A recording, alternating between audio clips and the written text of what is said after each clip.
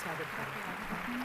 माननीय प्रधानमंत्री जी का शुभागमन हो चुका है और सभी बच्चे करतल ध्वनि से उनका स्वागत कर रहे हैं। आज सभी उत्सुक हैं उनसे बातचीत करने के लिए। मानव संसाधन विकास मंत्रालय एवं सभी उपस्थित सभागणों की ओर से आदरणीय प्रधानमंत्री महोदय का इस मंच पर स्वागत करने का मेरा परम सौभाग्य है। अब मैं माननीय केंद्रीय मानव संसाधन विकास मंत्री श्रीमती स्मृति जुबिन ईरानी जी से निवेदन करती हूँ कि वे फूलों की लालिमा से सम्मानित करते हुए प्रधानमंत्री महोदय एवं सभी विद्यार्थी व अन्य अतिथियों का अपने शब्दों में स्वागत करें।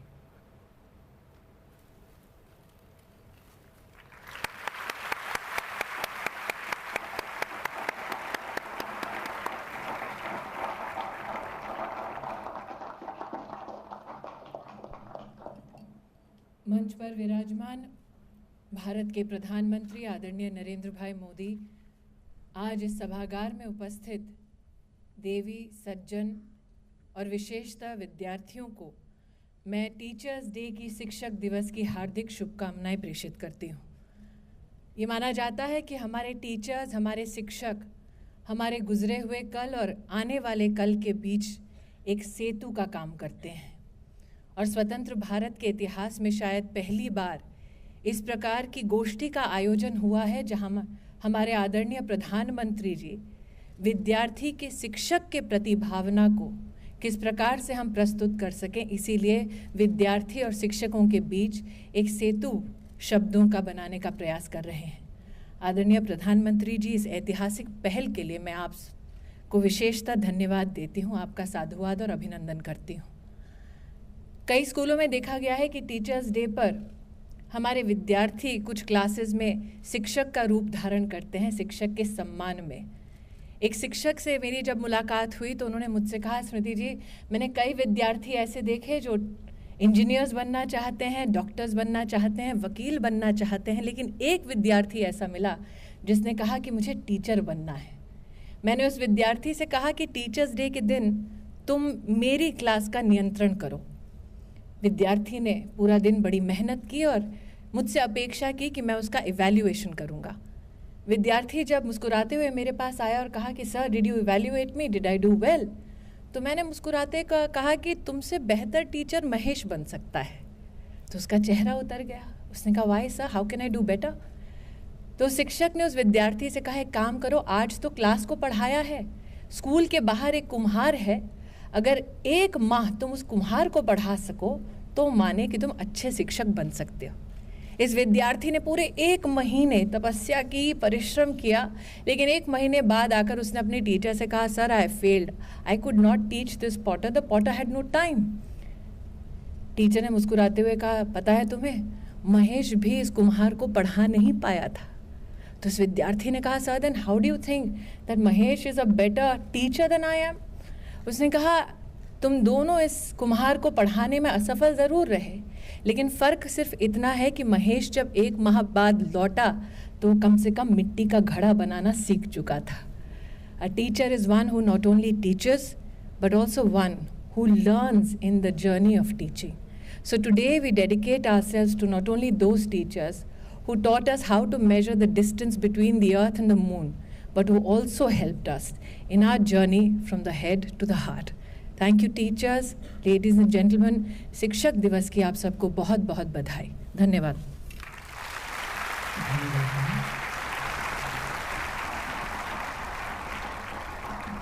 भारत के द्वितीय राष्ट्रपति श्री सर्वपल्ली राधाकृष्णन, जिनकी जन्मतिथि पर शिक्षक दिवस मनाया जाता है, आज भी शिक्षकों को प्रेरित एवं विद्यार्थियों को अभिभूत करते हैं। आइए विद्यार्थियों के ही शब्दों में इस प्रेरणा के अद्भुत स्रोत के बारे में जानें। सबसे पहले आ रहे हैं राजकीय प्रतिभा विकास विद्यालय सिविल लाइंस के कथन सूरी।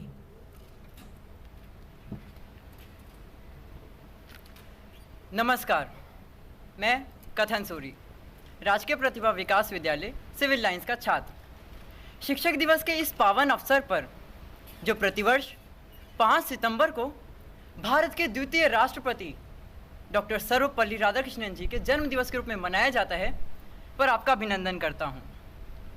डॉक्टर सर्वपल्ली राधाकृष्णन जी ने अपना संपूर्ण जीवन शिक्षा को ही समर्पित कर दिया और जीवन पर्यंत कुछ नया सीखने की प्रवृत्ति ने उन्हें हमेशा एक विद्यार्थी ही बनाए रखा।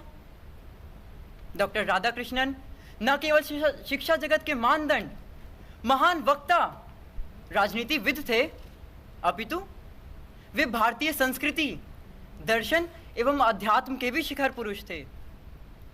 इन्हीं विशेषताओं से परिपूर्ण व्यक्तित्व डॉक्टर सर्वपल्ली राधाकृष्णन जी को 1954 में देश के सर्वोच्च नागरिक सम्मान भारत रत्न से भी नवाजा गया। मैं माननीय प्रधानमंत्री श्री नरेंद्र मोदी जी एवं उपस्थित अन्य गणमान्य विभूतियों के समक्ष डॉक्टर सर्वपल्ली राधाकृष्णन जी के जीवन से संबंधित कुछ संस्मरण प्रस्तुत करते हुए अपने आप को गौरवान्वित महसूस कर रहा हूँ। तो अब मैं डॉक्टर राधाकृष्णन जी के जीवन की एक घटना का उल्लेख करना चाहूँगा, जिससे हमें पता चलता है कि उन्होंने अपने पहनावे के ढंग को किसी बाहरी दबाव के कारण बदला नहीं। बात उस समय की है जब डॉक्टर राधाकृष्णन जी को भाषण देने के लिए विदेश जाना था, तो उन्होंने अपनी भारतीय पोशाक धारण की और विदेशी सभा को अपनी पारंपरिक वेशभूषा में ही संबोधित किया। यह डॉक्टर राधाकृष्णन जी की भारतीय संस्कृति के प्रति आस्था एवं सम्मान को प्रकट करती है। सभा में उपस्थित कुछ लोग शायद इस बात से अपरिचित हों कि डॉक्टर राधाकृष्णन जी ने दर्शन शास्त्र का अध्ययन परिस्थितिवश किया, ना कि अपनी इच्छा से। पारिवारिक आर्थिक तंगी के कारण उन्होंने अपने चचेरे भाई की दर्शन शास्त्र की पुस्तकों से ही अध्ययन किया और इस आकस्मिक निर्णय ने उनके शैक्षिक जीवन की दिशा को ही बदल दिया और इस क्षेत्र में उन्होंने विद्वता हासिल की। तो ऐसे थे हमारे प्रतिभाशाली डॉक्टर सर्वपल्ली राधाकृष्णन जी। इन्हीं शब्दों के साथ मैं अपनी वाणी को विराम देना चाहूँगा। धन्यवाद। धन्यवाद कथन। मैं आपसे अनुरोध करूंगी कि आप मंच पर आएं और प्रधानमंत्री जी से उनके आशीर्वाद का एक संस्मरण लें।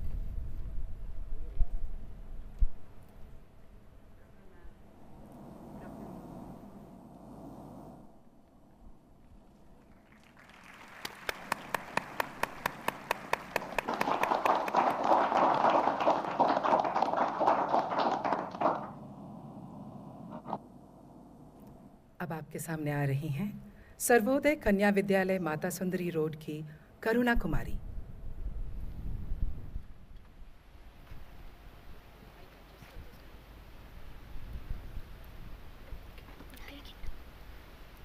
Honorable Prime Minister, Sir, Minister of HRD, and the other distinguished guests, I would like to extend a very, very warm-hearted welcome to all of you.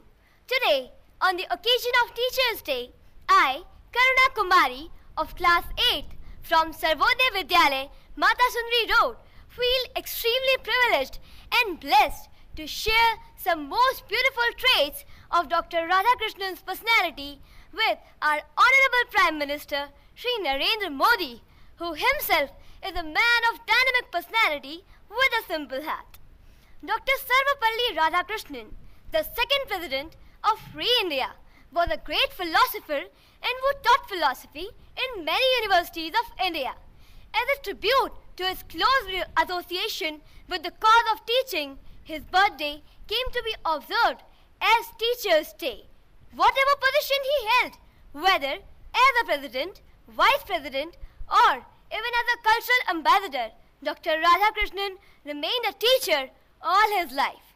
Now, I would like to shed some light upon some of the other aspects of his personality. Dr. Radhakrishnan was a man of extraordinary simplicity who firmly believed in simple living and high thinking. Every day, he would sit in his veranda on a mat and greet every passerby. He used to talk to them very kindly and very sweetly. He even loved children very much and motivated them everywhere. He would stop two little sisters of his friend when they were on their way to school and encourage them to sing.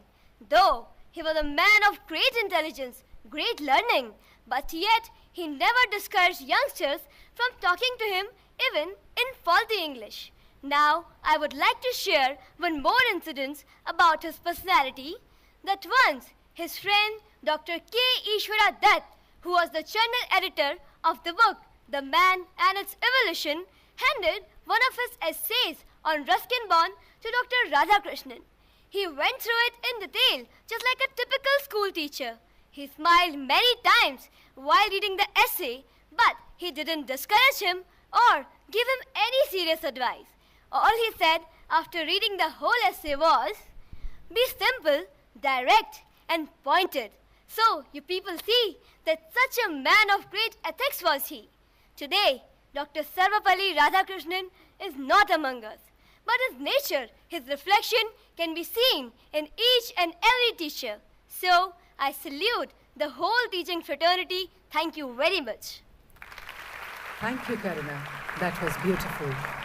Would you come onto the stage now and accept the Prime Minister's blessings, my dear?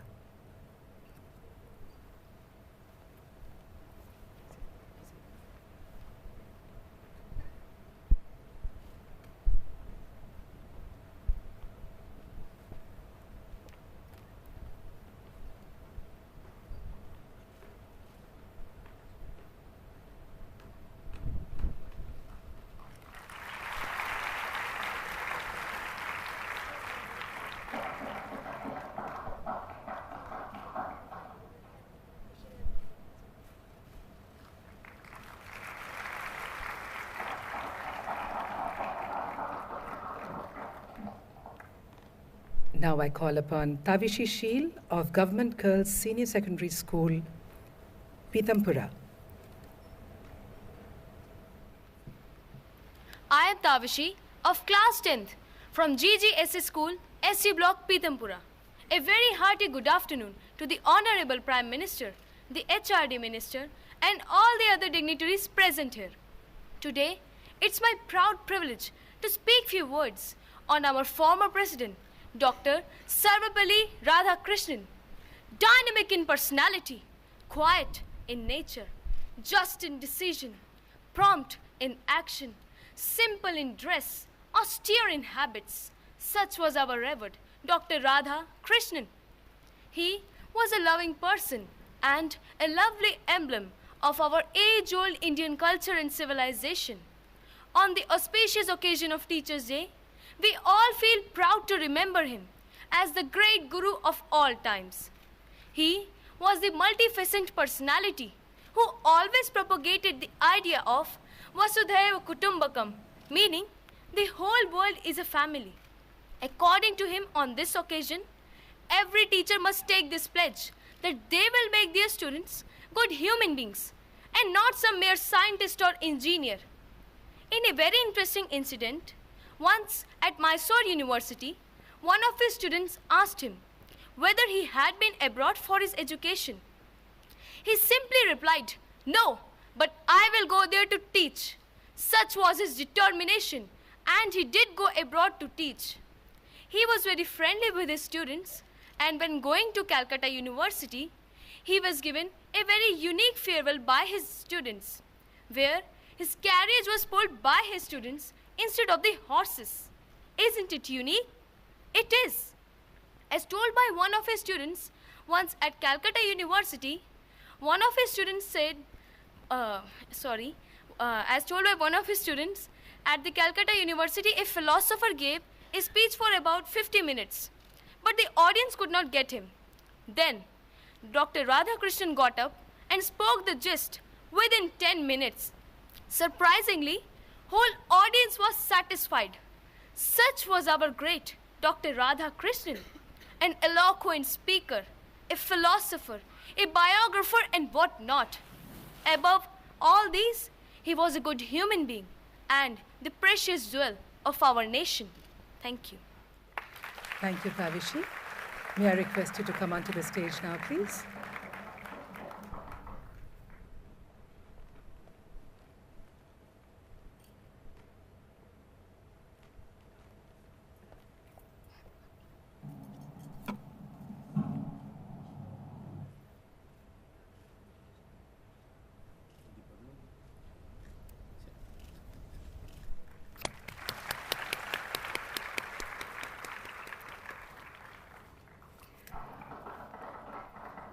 अब श्री नरेंद्र मोदी जी, हमारे आदरणीय प्रधानमंत्री महोदय से विनम्र निवेदन है कि वे देश भर के उत्सुक बच्चों को शिक्षक दिवस पर संबोधित करें।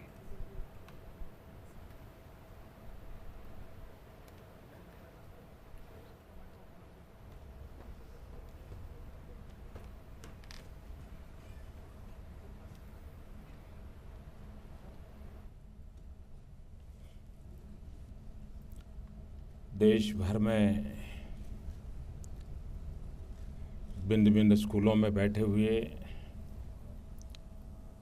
और इस समारोह में उपस्थित सभी प्यारे विद्यार्थी दोस्तों,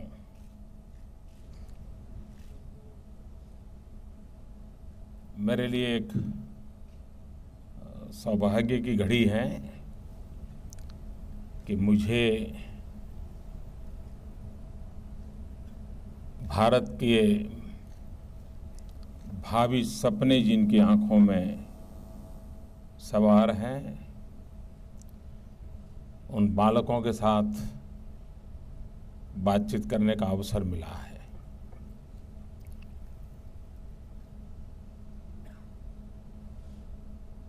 आज शिक्षक दिवस है। धीरे धीरे इस प्रेरक प्रसंग की अहमियत कम होती जा रही है। शायद बहुत से सारे स्कूल होंगे जहां 5 सितंबर को इस रूप में याद भी नहीं किया जाता होगा। शिक्षकों को अवार्ड मिलना, उनका एक समारोह होना, वहां तक ही ज्यादातर ये सीमित हो गया है। आवश्यकता है कि हम इस बात को उजागर करें, समाज जीवन में शिक्षक का महात्म्य क्या है।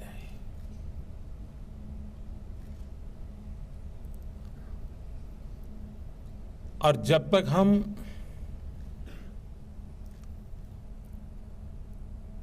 उस महात्म्य को स्वीकार नहीं करेंगे, न शिक्षक के प्रति गौरव पैदा होगा, न शिक्षक के माध्यम से नई पीढ़ी में परिवर्तन में कोई ज्यादा सफलता प्राप्त होगी। और इसलिए इस एक महान परंपरा को समयानुकूल परिवर्तन करके अधिक प्राणवान कैसे बनाया जाए, अधिक तेजस्वी कैसे बनाया जाए, और इस पर एक चिंतन बहस होने की आवश्यकता है। क्या कारण है कि बहुत ही सामर्थ्यवान विद्यार्थी टीचर बनना पसंद क्यों नहीं करते? इस सवाल का जवाब हम सबको खोजना पड़ेगा। एक वैश्विक परिवेश में ऐसा माना जाता है कि सारे दुनिया में अच्छे टीचरों की बहुत बड़ी मांग, अच्छे टीचर मिल नहीं रहे हैं। भारत युवा देश है। क्या भारत ये सपना नहीं दे सकता है कि हमारे देश से बहुत ही उत्तम प्रकार के टीचर हम एक्सपोर्ट करेंगे? और आज जो बालक है उसके मन में इच्छा नहीं जगा सकते कि हाँ, मैं भी एक अच्छा टीचर बन के देश और समाज के लिए काम आऊंगा। ये भाव कैसे जगे? डॉक्टर सर्वपल्ली राधाकृष्णन जी ने एक उत्तम सेवा इस देश की।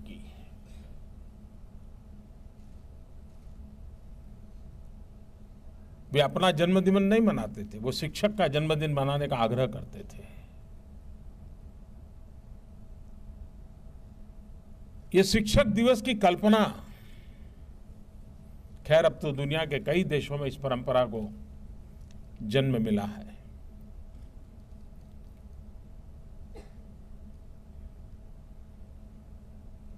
दुनिया में किसी भी बड़े व्यक्ति को पूछिए, उसके जीवन की सफलता के संबंध में दो बातें वो अवश्य बताएगा। एक कहेगा मेरी माँ का योगदान है, दूसरा मेरे शिक्षक का योगदान है। करीब करीब सभी महापुरुषों के जीवन में ये बात हमें सुनने को मिलती है। लेकिन यही बात हम जहां है वहां हम एक सजगता पूर्वक उसको जीने का प्रयास करते हैं क्या? एक जमाना था, शिक्षक के प्रति एक ऐसा भाव था, यानी पूरे छोटा सा गांव हो तो पूरे गांव में सबसे आदरणीय कोई व्यक्ति हुआ करता था तो शिक्षक हुआ करता था। पूरा गांव, ये मास्टर जी ने कह दिया है, नहीं मास्टर जी बता रहे थे, ऐसा एक भाव था। धीरे धीरे स्थिति काफी बदल गई है। उस स्थिति को पुनः प्रस्थापित कर सकते हैं। एक बालक के नाते आपके मन में भी काफी सवाल होंगे। आप में से कई बालक ऐसे होंगे जिनको छुट्टी के दिन परेशानी होती होगी। उनको लगता होगा बस सोमवार कैसे आए और ये संडे को क्या किया सब जाकर के टीचर को बता दूं। उसका मन, उसको जो अपनी माँ को नहीं बता सकता, अपने भाई बहन को नहीं बता सकता, वो बात अपने टीचर को बताने के लिए वो इतना लालायित रहता है, इतना अपनापन हो जाता है उसको। आप में जैसे बहुत से स्टूडेंट होंगे, उनको भी ऐसा होता होगा, और वही उसके जीवन को बदलता है। फिर उसका शब्द उसके जीवन में बहुत बड़ा बदलाव लाता है। मैंने कई ऐसे विद्यार्थी देखे हैं कि वो बाल भी ऐसे सजाएंगे जैसे अपना टीचर सजाता है, कपड़े भी ऐसे ही पहनेंगे अपना टीचर पहनता है। इतना उनको वो इनके लिए हीरो होता है। ये जो अवस्था है, उस अवस्था को जितना हम प्राणवान बनाएं उतनी हमारी नई पीढ़ी तैयार होगी। चीन में एक कहावत है, जो लोग साल का सोचते हैं वो अनाज बोते हैं, जो 10 साल का सोचते हैं वो फलों के वृक्ष बोते हैं, लेकिन जो पीढ़ियों का सोचते हैं वो इंसान बोते हैं। मतलब उसको शिक्षित करना, संस्कारित करना, उसके जीवन को तैयार करना। हमारी शिक्षा प्रणाली को जीवन निर्माण के साथ हम कैसे जीवंत बनाएं। मैंने 15 अगस्त को एक बात कही थी। मैंने कहा था इस वर्ष मेरी इच्छा है कि हम हमारे देश में जितने स्कूल्स हैं, कोई स्कूल ऐसी ना हो कि जहां बालिकाओं के लिए अलग टॉयलेट ना हो। आज कई स्कूल ऐसी हैं जहां बालिकाओं के लिए टॉयलेट नहीं है, कुछ स्कूल ऐसी हैं जहां बालक भी के लिए भी नहीं, बालिका के लिए भी नहीं है। अब यूं तो लगेगा क्या ये कोई ऐसा कोई काम है क्या जो प्रधानमंत्री ने, लेकिन जब मैं डिटेल में गया तो मुझे लगा कि बड़ा महत्वपूर्ण काम है, करने जैसा काम है। लेकिन मुझे उसमें, जो देश भर के स्कूल के टीचर मुझे सुन रहे हैं, मुझे हर स्कूल से मदद चाहिए, एक माहौल बनना चाहिए। अभी मैं 2 दिन पहले जापान गया था, तो एक भारतीय परिवार मुझे मिला, लेकिन उनकी पत्नी जापानीज है, उनके पतिदेव इंडियन है। वो मेरे पास आए, बोले मुझे एक बात करनी। मैंने बताओ। तो बोले आपका 15 अगस्त का भाषण में सुना था, आप ये सफाई पर बड़ा आग्रह कर रहे हैं। हमारे यहाँ नियम है जापान में, हम सभी टीचर और स्टूडेंट मिल करके स्कूल में सफाई करते हैं, टॉयलेट वगैरह सब हम मिल करके सफाई करते हैं, और ये हमारे स्कूल में हमारे यानी चरित्र निर्माण का एक हिस्सा है। आप हिंदुस्तान में ऐसा क्यों नहीं कर सकते? मैंने कहा मुझे जाकर के मीडिया वालों को पूछना पड़ेगा, वरना 24 घंटे चल पड़ता है। मैंने क्योंकि एक दिन देखा था जब मैं गुजरात में था, तो एक टीवी पे कार्यक्रम आ रहा था। कार्यक्रम ये था कि इस स्कूल में बच्चे सफाई कर रहे थे और क्या तूफान खड़ा कर दिया था कि बच्चे स्कूल में सफाई करते हैं, ये कैसी स्कूल है, ये कैसी मैनेजमेंट है, कैसे टीचर है, बच्चों पर दमन कर रहे हैं। सब कुछ मैंने देखा था एक बार। खैर मैंने उनसे तो मजाक कर ली, लेकिन हम इसको एक राष्ट्रीय चरित्र कैसे बनाएं, और ये बन सकता है, इसको बनाया जा सकता है। दूसरा, मैं देश के गणमान्य लोगों से भी आग्रह करना चाहता हूं। आप डॉक्टर बने होंगे, वकील बने होंगे, इंजीनियर बने होंगे, आईएएस अफसर बनेंगे, आईपीएस अफसर बने होंगे, बहुत कुछ होंगे। क्या आप अपने निकट की कोई स्कूल पसंद करके सप्ताह में ज्यादा नहीं, एक पीरियड उन बच्चों को पढ़ाने का काम कर सकते हैं? विषय तय करें स्कूल के साथ बैठ करके। आप मुझे बताइए, अगर हिंदुस्तान ने पढ़े लिखे लोग सप्ताह में एक पीरियड, कितने ही बड़े अफसर क्यों न बने हो, वो जाकर के बच्चों के साथ बिताएं, उनको कुछ सिखाएं। आप मुझे बताइए, शिक्षा में मान लीजिए कहीं पर शिकायत है कि भाई अच्छे टीचर नहीं है, ये नहीं है, ठिकाना नहीं है, इसको ठीक किया जा सकता है कि नहीं किया जा सकता है? हम राष्ट्र निर्माण को एक जन आंदोलन में परिवर्तित करें, हर किसी की शक्ति को जोड़ें। हम ऐसा देश नहीं है कि जो जिसको इतना पीछे रहने की जरूरत है, हम बहुत आगे जा सकते हैं। और इसलिए हमारा राष्ट्रीय चरित्र कैसा बने, इस पर हम लोगों का कोई एम्फेसिस होना चाहिए, प्रयास होना चाहिए, और हम सब मिल करके करें, इसको किया जा सकता है।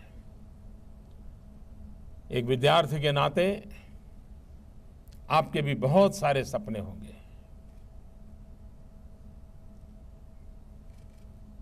मैं नहीं मानता हूं जिंदगी में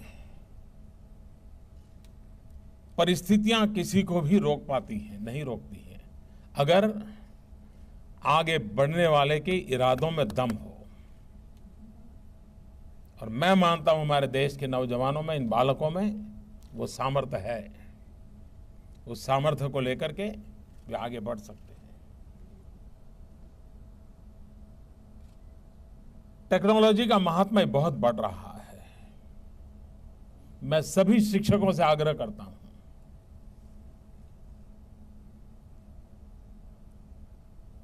हम हमारे कुछ अगर हमें सीखना पड़े तो सीखें, भले हमारे आयु 40, 45, 50 पर पहुंची हो, लेकिन हम सीखें। और हम जिन बालकों के साथ जी रहे हैं, जो कि आज टेक्नोलॉजी के युग में पल रहा है, बढ़ रहा है, उसे वंचित न रखें। अगर हम उससे वंचित रखेंगे तो ये बहुत बड़ा क्राइम होगा, इससे सोशल क्राइम। हमारी कोशिश होनी चाहिए कि आधुनिक विज्ञान टेक्नोलॉजी से हमारे बालक जुड़े, वो विश्व को उस रूप में जानने के लिए उसको अवसर मिलना चाहिए। ये हमारी कोशिश रहनी चाहिए। मैं कभी कभी बालकों से आपको भी एक सवाल पूछना चाहता हूं, जवाब देंगे आप लोग? देंगे? अच्छा, आप में से कितने बालक हैं जिनको दिन में 4 बार भरपूर पसीना निकलता है शरीर में से? कितने हैं? नहीं है ना? देखिए, जीवन में खेलकूद नहीं है तो जीवन खिलता नहीं है। ये उम्र ऐसी है, इतना दौड़ना चाहिए, इतनी मस्ती करनी चाहिए, इतना समय निकालना चाहिए, शरीर में कम से कम 4 बार पसीना निकलना चाहिए, वरना क्या बन जाएगी जिंदगी आपकी? करोगे? पक्का? क्योंकि देखिए, वरना क्या, आप तो किताब, टीवी और कभी कंप्यूटर, इस दायरे में जिंदगी नहीं दबनी चाहिए। इससे भी बहुत बड़ी दुनिया है, और इसलिए ये मस्ती हमारे जीवन में होनी चाहिए। आप लोगों में से कितने हैं जिनको पाठ्यक्रम के सिवाय किताबें पढ़ने का शौक है? ऐसे कितने हैं? चलिए, बहुत अच्छी संख्या में है। ज्यादातर जीवन चरित्र पढ़ने का शौक ऐसे कितने हैं?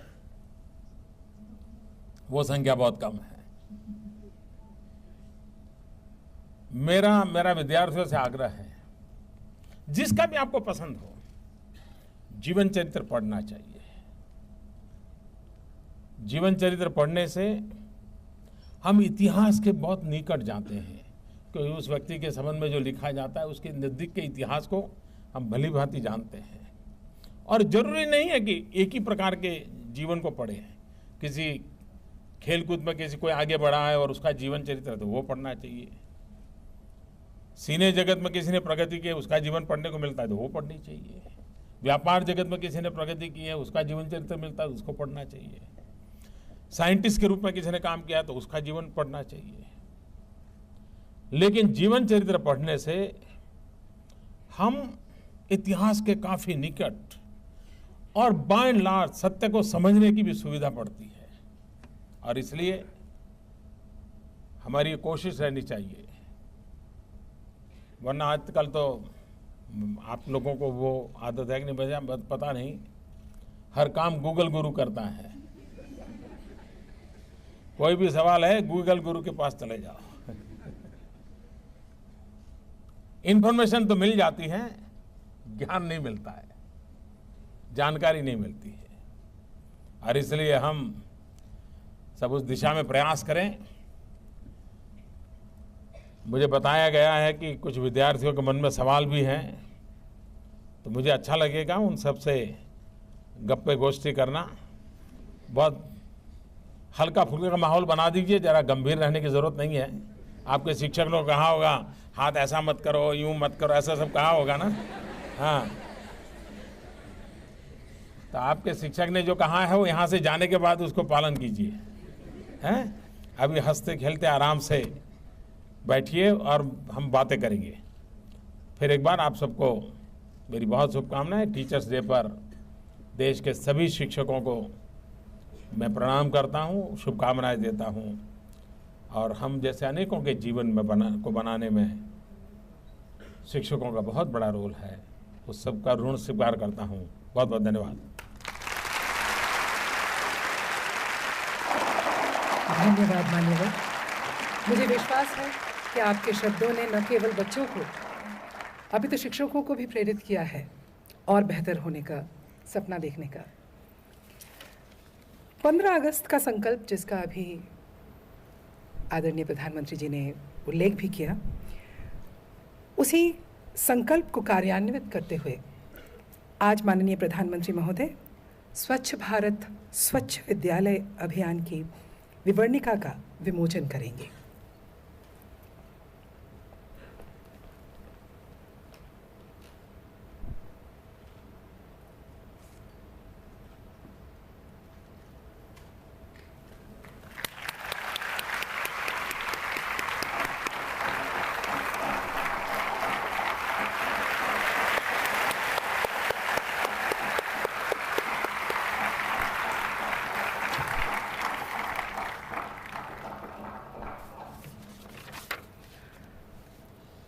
आदरणीय प्रधानमंत्री महोदय, अपने विचार आपके सामने रखने को सभी बच्चे व्याकुल हैं। आपकी अनुमति से हम कुछ प्रश्न इन बच्चों से सुन लें जो वे आपके निमित्त करना चाहते हैं। पहला प्रश्न।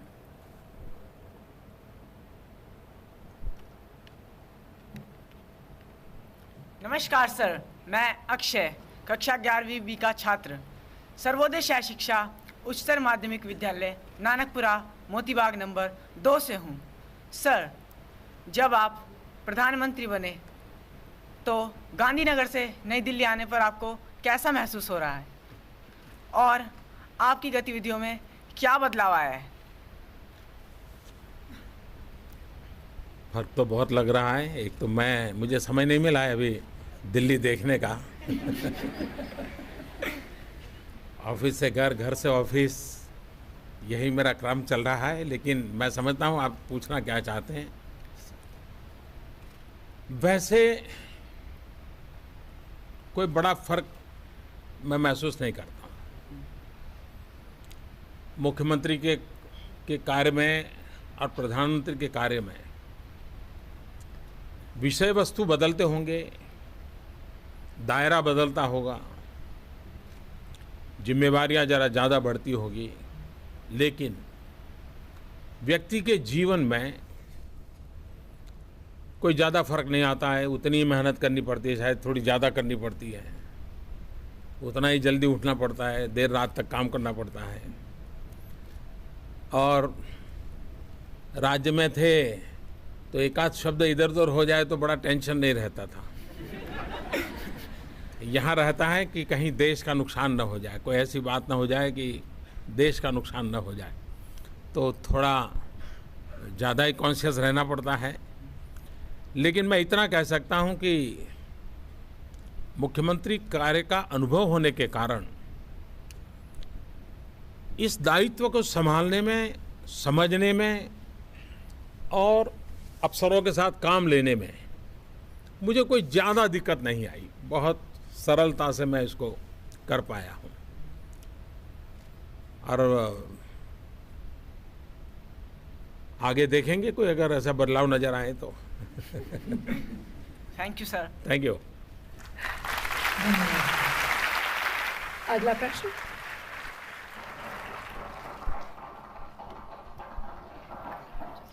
नमस्कार आदरणीय प्रधानमंत्री जी, मैं निदा राजकीय सर्वोदय कन्या विद्यालय नंबर 2 जामा मस्जिद में 11वीं कक्षा की छात्रा हूँ। सर, मैं आपसे ये प्रश्न करना चाहती हूँ कि सर, आपके जीवन में किसका सबसे अधिक योगदान रहा है, आपके अनुभवों का या आपके शिक्षकों का? बड़ा टिकलिश सवाल है क्योंकि हमें पढ़ाया जाता है कि अनुभव ये सबसे बड़ा शिक्षक है, ऐसा कहा जाता है। लेकिन मैं जरा उसको अलग तरीके से समझाता हूँ। अगर आपको सही शिक्षा नहीं मिली है तो अनुभव भी आपको बर्बाद करने का कारण भी बन सकता है या आगे बढ़ने का अवसर ही बन सकता है। और इसलिए अनुभव उत्तम शिक्षक है स्वीकारने के बावजूद भी मैं मानता हूं कि आपकी शिक्षा संस्कार कैसे हुए हैं उस पर डिपेंड करेगा कि आपका अनुभव कैसे काम आता है। जैसे मान लीजिए कोई पिक पॉकेटर, आप बस में जा रहे हैं और जेब काट लिया, पैसे ले गया, अभी आपका अनुभव हुआ। अगर आपकी शिक्षा सही नहीं है, संस्कार सही नहीं, तो आपको विचार यह आएगा, अच्छा देखो बिना मेहनत वो तो रुपये कमा लिया, चलिए मैं भी उस रास्ते पर चल पड़ूं। अगर आपकी शिक्षा अच्छी है, संस्कार अच्छे हैं, सोच अच्छी है, तो विचार आएगा, अच्छा तो मैं अलर्ट नहीं रहा, मैंने सही ठिकाने पर पैसे रखे नहीं थे, मुझे जितना जागरूक रहना चाहिए नहीं रख रहा था, और उसके कारण मेरे पैसे चले गए। तो वो एक ही चीज़ से दो अनुभव लिए जा सकते हैं, लेकिन अनुभव लेने का आधार वो बनता है कि आपकी शिक्षा कैसी हुई है। और इसलिए मेरे जीवन में शिक्षा का भी, शिक्षकों का भी, संस्कार का भी उतना ही महत्व रहा है जितना मैं अनुभव में से अच्छी अच्छी चीज़ें पकड़ने लग गया। तो मेरे लिए दोनों का उपयोग हुआ है। Thank you. धन्यवाद। तीसरा प्रश्न।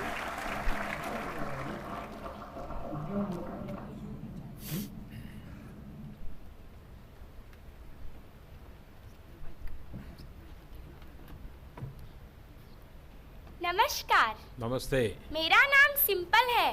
मैं RK Puram sector 5 government coed senior secondary school में पढ़ती हूँ। सर, क्या आपने एक बालक के तौर पर कभी सोचा है कि आप भारत में एक दिन प्रधानमंत्री बनेंगे? क्या आपने सोचा है कि आप विश्व भर में प्रसिद्ध होंगे? मैंने कभी नहीं सोचा क्योंकि मेरा जो बैकग्राउंड है, मैं बहुत सामान्य परिवार से हूँ, और मैं तो कभी स्कूल में मॉनिटर का चुनाव भी नहीं लड़ा था तो ऐसा तो सोचने का सवाल ही नहीं उठता था। और नहीं और दूसरा, धीरे धीरे करके मैंने जो पढ़ा है, अपने बड़ों से सुना है, उससे मुझे लगता है कि कभी कभी इस प्रकार की महत्वाकांक्षाएं बहुत बड़ा बोझ बन जाती है, बड़ा संकट बन जाती है। और इसलिए मैंने देखा है कि ज़्यादातर लोग दुखी रहते हैं इस बात के लिए कि उन्होंने कुछ बनने के सपने देखे होते हैं। सपने देखने चाहिए, लेकिन कुछ बनने के बजाय कुछ करने के सपने देखने चाहिए। कभी क्या होता है कि मान लीजिए हम छोटे होते हैं तो परिवार में कोई भी मेहमान आता है तो हमारे मम्मी पापा क्या करते हैं, सबको परिचय करवाते हैं। ये बेटा है ना, उसको डॉक्टर बनाना है, ये बेटी है, इसको इंजीनियर बनाना है। तो दिमाग में बचपन से ही घुस जाता है कि मैं डॉक्टर बनना है, मुझे इंजीनियर बनना है। और 10वीं 12वीं कक्षा में आते आते गाड़ी लुढ़क जाती है। फिर कहीं एडमिशन मिलता नहीं, तो और फिर कहीं नौकरी कर लेता है, कहीं टीचर बन जाता है, कुछ बन जाता है, तो जीवन भर गाली देता है अपने आप को। देखिए, डॉक्टर बनना था, टीचर बन गया, डॉक्टर बनना था, क्लार्क बन गया, डॉक्टर बनना था, ड्राइवर बन गया। वो जिंदगी भर रोता रहता है, जो बना है उसका आनंद भी नहीं ले पाता है। और इसलिए कुछ करने के सपने देखें और थोड़ा बहुत भी कर लें तो जीवन को इतना संतोष मिलता है, इतनी प्रेरणा मिलती है, इतना आनंद मिलता है, और अधिक कुछ करने की ताकत भी मिलती है। और इसलिए मेरा आग्रह रहेगा सभी बाल मित्रों से, करने के सपने जरूर देखिए कि मैं इतना कर लूंगा, मैं ये कर लूंगा, मैं ये कर लूंगा। करते करते कुछ बन गए तो बन गए, नहीं बने तो नहीं बने। करने का आनंद बहुत रहेगा। और इसलिए मेरे जीवन में ये बात बहुत काम आई है। धन्यवाद। Okay, thank you sir. अगला प्रश्न।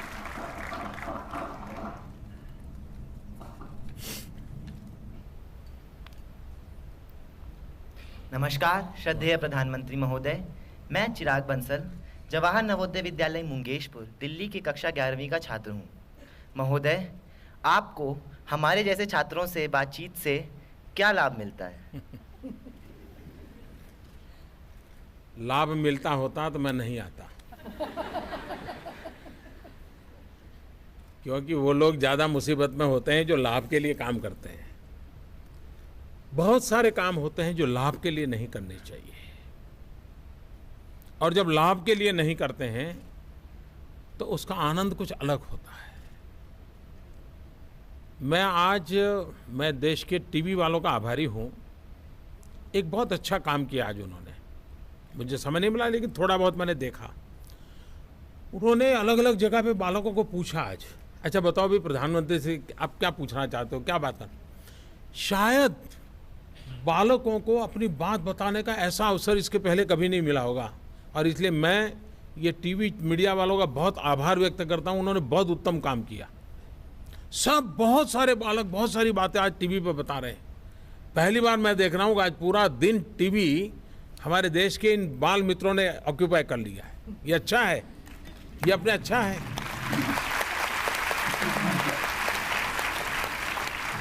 और मैं मानता हूँ यही मेरे सबसे बड़ा लाभ हुआ है, वरना देश हमारे चेहरे देख देख करके थक गया है जी। आप लोगों के चेहरे देखता है तो पूरा देश खिल उठता है, आपकी बातें सुनता है। मुझे भी इतने बालकों की बातें हुई, इतना आनंद आ रहा था, वाह हमारे देश के बच्चे कितना बढ़िया सोचते हैं। आप लोगों से मिलकर के मुझे वो अनुभूति होती है, मुझे वो मिलता है। बैटरी चार्ज होती है ना, वैसे मेरी भी बैटरी चार्ज हो जाती है। धन्यवाद सर।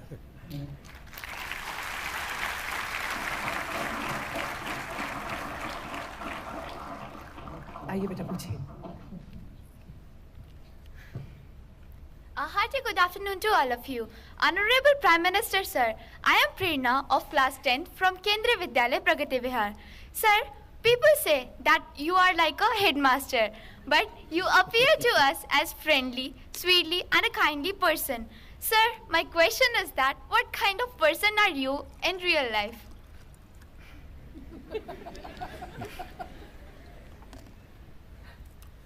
मैं एक छोटी घटना बताता हूँ। मैं छोटा था तो जैसे आप लोगों को, जैसे आज बालकों ने सर्वपल्ली राधाकृष्णन पर भाषण किया ना, तो मुझे भी बोलने का शौक़ था और बहुत छोटी आयु में मुझे कई लोग बोलने के लिए बुलाते थे। एक बार एक गांव में रोटरी क्लब का एक फंक्शन था, तो रोटरी वालों ने मुझे बुलाया। अब उनका प्रोटोकॉल होगा, छोटा नगर था, करीब 30,000 की बस्ती का नगर होगा। फिर उन्होंने मुझे लिखा कि आप अपना बायोडाटा भेजिए। अब हमारे पास तो कुछ था ही नहीं बायोडाटा वगैरह कुछ, हम क्या भेजे। उस कार्यक्रम में एक और सज्जन थे जो उस कार्यक्रम की अध्यक्षता कर रहे थे और शायद वो डोनेशन भी देते होंगे, तो शायद उनको बुलाया होगा उन्होंने। उनको भी कहा होगा कि आपका बायोडाटा भेजिए। हम जब कार्यक्रम में गए तो उनका बायोडाटा कोई 10 पेज का था, वो पूरा वहाँ पढ़ा गया बड़ा विस्तार से। जनवरी में क्या किया था और फरवरी में क्या किया था और मार्च में क्या किया था। लेकिन उनका जब भाषण हुआ तो 3 मिनट का हुआ। वो भी शायद वो 2 पैराग्राफ लिख करके आए थे, पढ़े थे उन्होंने। मुझे जब पूछा गया था कि आपका बायोडाटा भेजिए, तो मैंने जवाब लिखा था। मैंने लिखा था कि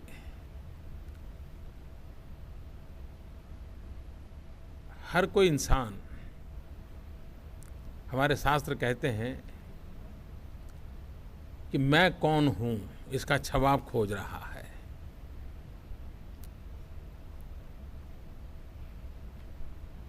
किसी को पता नहीं वो कौन है, औरों को पता होता है वो कौन है। जिस पल इंसान जान लेता है कि मैं कौन हूं, फिर उसके जीवन की हर काम समाप्त हो जाते हैं और संतोष मिल जाता है। और मैंने उनको लिखा है कि अभी तक मैं खुद को पहचान नहीं पाया, जान नहीं पाया मैं कौन हूँ, ऐसा मैंने जवाब लिखा था। तो मैंने कहा मैं मेरे विषय में आपको क्या लिखूँ, ऐसा मैंने लिखा था। खैर उन्होंने मेरा वही बायोडाटा पढ़ लिया था। तो बेटे तुमने जो पूछ लिया है कि भाई आप क्या हो, अब मैं खुद तय नहीं कर सकता हूँ मैं क्या हूँ। लेकिन जो आपने कहा कि मैं हेडमास्टर की तरह काम करता हूँ,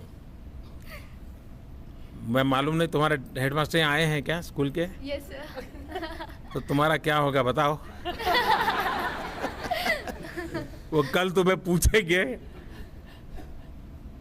तुम्हारे हेडमास्टर कैसे हैं, मुझे बताइए। सर बहुत अच्छे सर, काइंड है, स्वीट है सर, समझते हैं बातों को, अंडरस्टैंडिंग। लेकिन तुम मुझे ऐसे हेडमास्टर के रूप में पूछ रही हो कि कुछ और? No sir. देखिए मैं टास्क मास्टर तो हूँ, मैं काम खुद भी बहुत करता हूँ और काम खूब लेता भी हूँ और समय पे काम हो इसका आग्रही भी हूँ। और शायद मैं इतना डिसिप्लिन न होता और मैंने शायद खुद से भी इतना ही काम लिया है। ऐसा नहीं कि मैं अपने लिए तो सब रिलैक्सेशन रखता हूँ और औरों के लिए सारे बंधन डालता हूँ, ऐसा नहीं है। और इसलिए मैंने 15 अगस्त को सार्वजनिक रूप से हमारे सरकारी अफसरों को कहा था, अगर आप 11 घंटे काम करेंगे तो मैं 12 घंटे को तैयार हूँ, अगर आप 12 घंटे काम करें तो मैं 13 घंटे काम करने को तैयार हूँ। तो उस रूप में मैं काम करता हूँ। बाकी तो मैं नहीं जानता हूँ, अगर तुम्हारी स्कूल की जो हेडमास्टर हैं वो अच्छे हैं और मुझे उस रूप में देखती हो तो I am thank you for you. Thank you sir, thank you sir.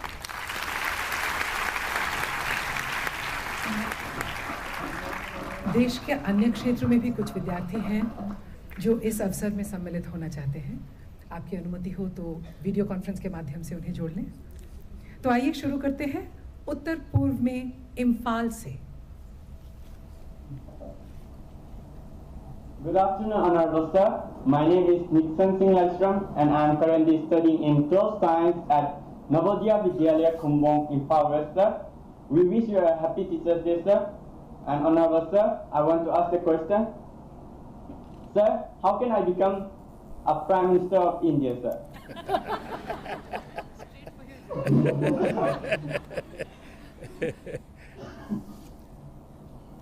2024 के चुनाव की तैयारी करो।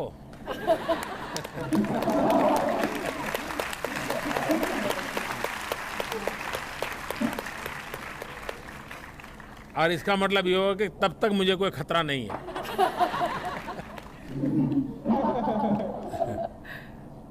धन्यवाद सर। देखिए, भारत एक लोकतांत्रिक देश है और हमारे संविधान निर्माताओं ने हमें इतनी बड़ी सौगात दी है कि हिंदुस्तान की जनता का अगर आप विश्वास जीत लेते हैं, देश की जनता का प्रेम संपादन कर सकते हैं, तो हिंदुस्तान का कोई भी बालक इस जगह पर पहुंच सकता है। मेरी आपको बहुत शुभकामनाएं हैं और जब आपके प्रधानमंत्री पद के शपथ हो तो मुझे शपथ समारोह में जरूर बुलाना।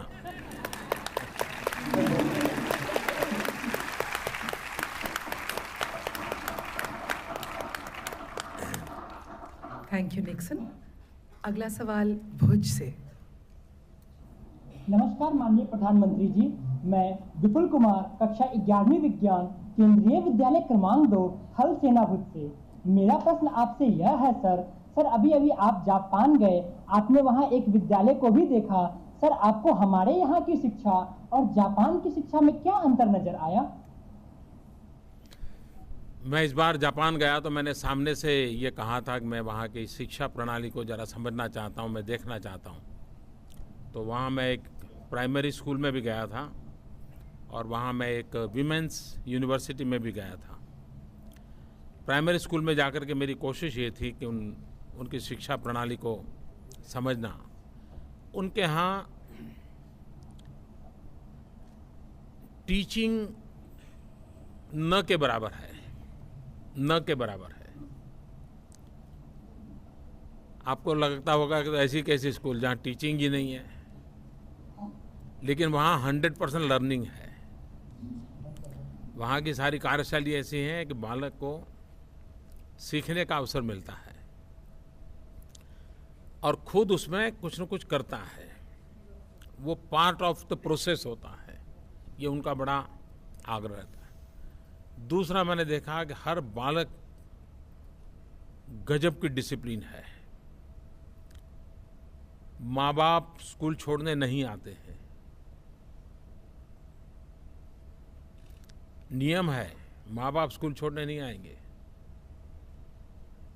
पद्धति ये है कि हर 25 कदम पर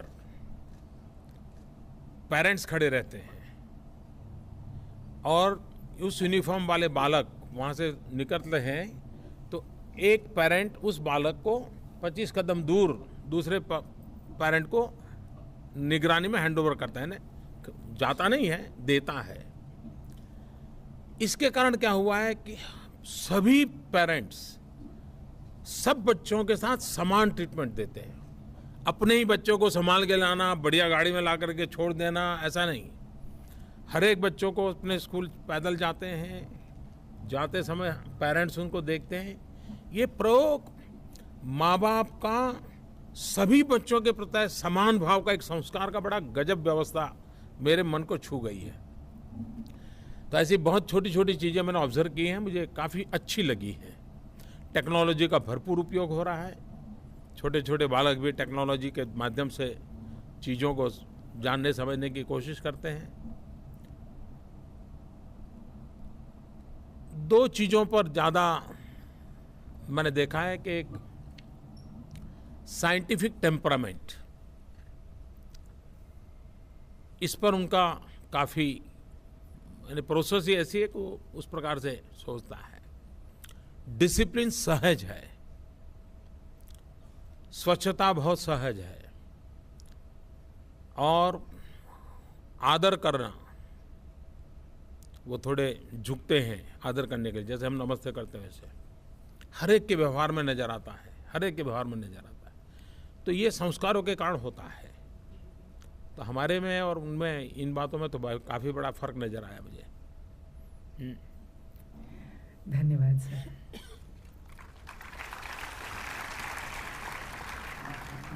तिरुवनंतपुरम से अगला सवाल।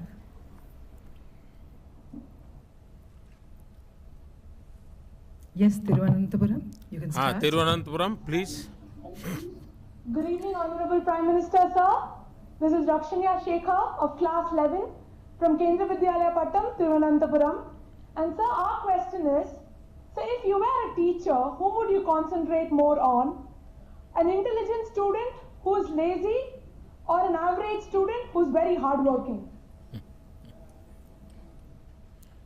बड़ा टेढ़ा सवाल है। उसने पूछा, अगर आप शिक्षक होते तो कैसे विद्यार्थी आपको पसंद आते? बहुत बुद्धिमान, आलसू, कैसे? सचमुच में अगर टीचर के रूप में मैं देखूं तो कोई डिस्क्रिमिनेशन नहीं होना चाहिए स्टूडेंट में। उसकी एबिलिटी के आधार पर कोई डिस्क्रिमिनेशन नहीं होना। सभी बालक, अगर 30 बालकों का क्लास है, 30 को अपना मानना चाहिए। और टीचर का काम ये है कि उसके अंदर हर एक व्यक्ति में कोई न कोई तो गुण होता ही होता है। ऐसा नहीं होता कि एक में सब गुणों का भंडार होता है, एक के अंदर सब अवगुणों का भंडार होता है। जो गुणवान दिखता है उसमें भी कुछ अवगुण होते हैं, और जो अवगुण वाला दिखता है उसके अंदर भी कुछ गुण होते हैं। टीचर का काम होता है उसकी अच्छाइयों को समझना, उसको तराशना, उसके जीवन को जो जी अच्छाइयाँ हैं उसके आगे ले जाने का अवसर देना। अगर टीचर ये कहे कि हाँ ये 4 यार ब्रिलियंट है, बस उन्हीं पे ध्यान दूँ, वो आगे निकल जाएंगे, मेरा नाम हो जाएगा, ये छोड़ो यार, ये तो बेकार है, उसके माँ बाप देख लेंगे। टीचर ऐसा नहीं कर सकता। जैसे माँ अपने घर में 3 बच्चे हो, कम अधिक ताकत वाले हो, लेकिन माँ के लिए तीनों बच्चे बराबर होते हैं, टीचर के लिए भी कोई आगे, कोई पीछे, कोई ऊपर, कोई नीचे नहीं होता। सबके सब अपने होते हैं। हर एक के गुणों को जानना चाहिए।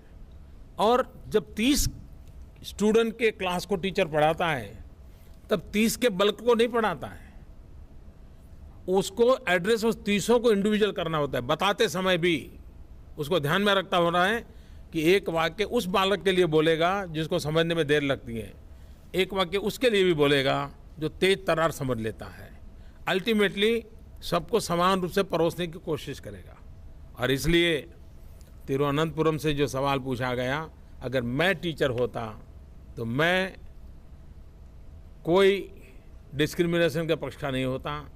कोई प्यारा, कोई कम प्यारा, ऐसा नहीं हो सकता। सबके सब अपने होने चाहिए। Thank you sir. दक्षिण से चलते हैं एकदम उत्तर भारत की ओर, लेह में। आदरणीय प्रधानमंत्री महोदय जी, नमस्ते और जुले। मेरा नाम लिग्जिन आंगमो है। मैं केंद्रीय विद्यालय लेह में कक्षा 8वीं की छात्रा हूँ। महोदय जी, मेरा आपसे सवाल यह है कि आपके विद्यार्थी काल में आप और आपके दोस्तों ने स्कूल में जो शरारतें की थी, क्या सर आपको वह याद है? और सर, उन शरारत भरी यादों में से आप हमारे साथ कुछ बांटना चाहेंगे? मैं अभी ले आया था, मालूम है? Yes sir. हैं, आप लोग थे? हाँ जी सर। मैंने लेह में क्या बताया था, याद है?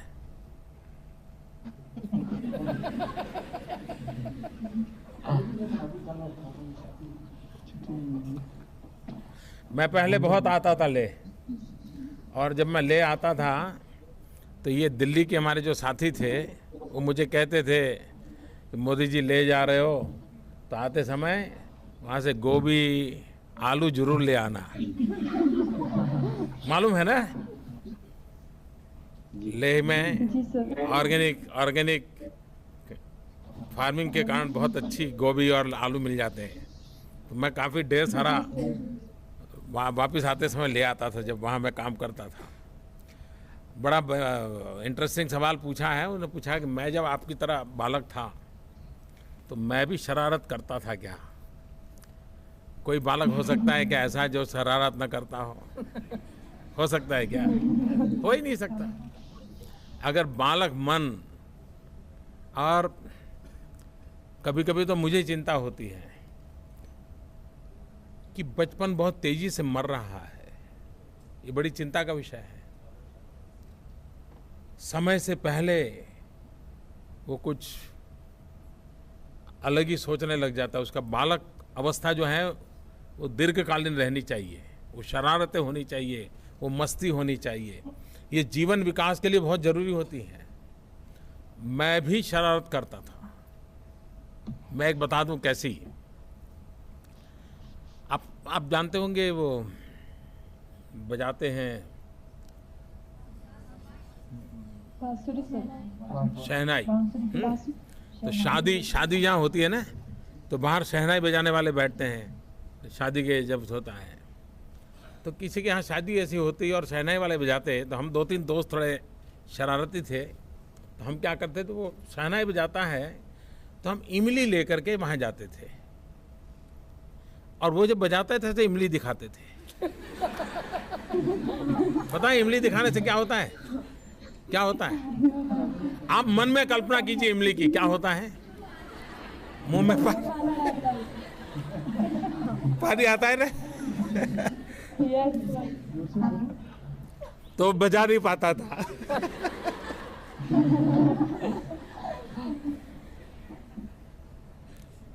तो हमें वो मारने के लिए दौड़ता था। लेकिन आप ये नहीं करोगे ना? Do you follow what I said about shehnai? ले, do you follow what I was talking to? Yes sir. हाँ। और एक जरा और थोड़ी जरा अच्छी नहीं लगने वाली बात बता दूं। बताऊं? लेकिन आप प्रॉमिस करिए आप लोग नहीं करेंगे। पक्का? पक्का? Yes sir. हम किसी की शादी होती थी तो चले जाते थे,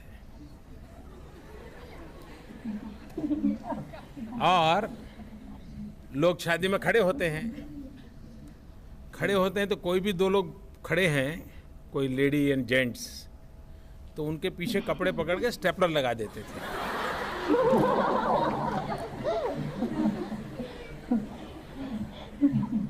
फिर भाग जाते थे। आप कल्पना कर सकते हो क्या होता होगा वहां।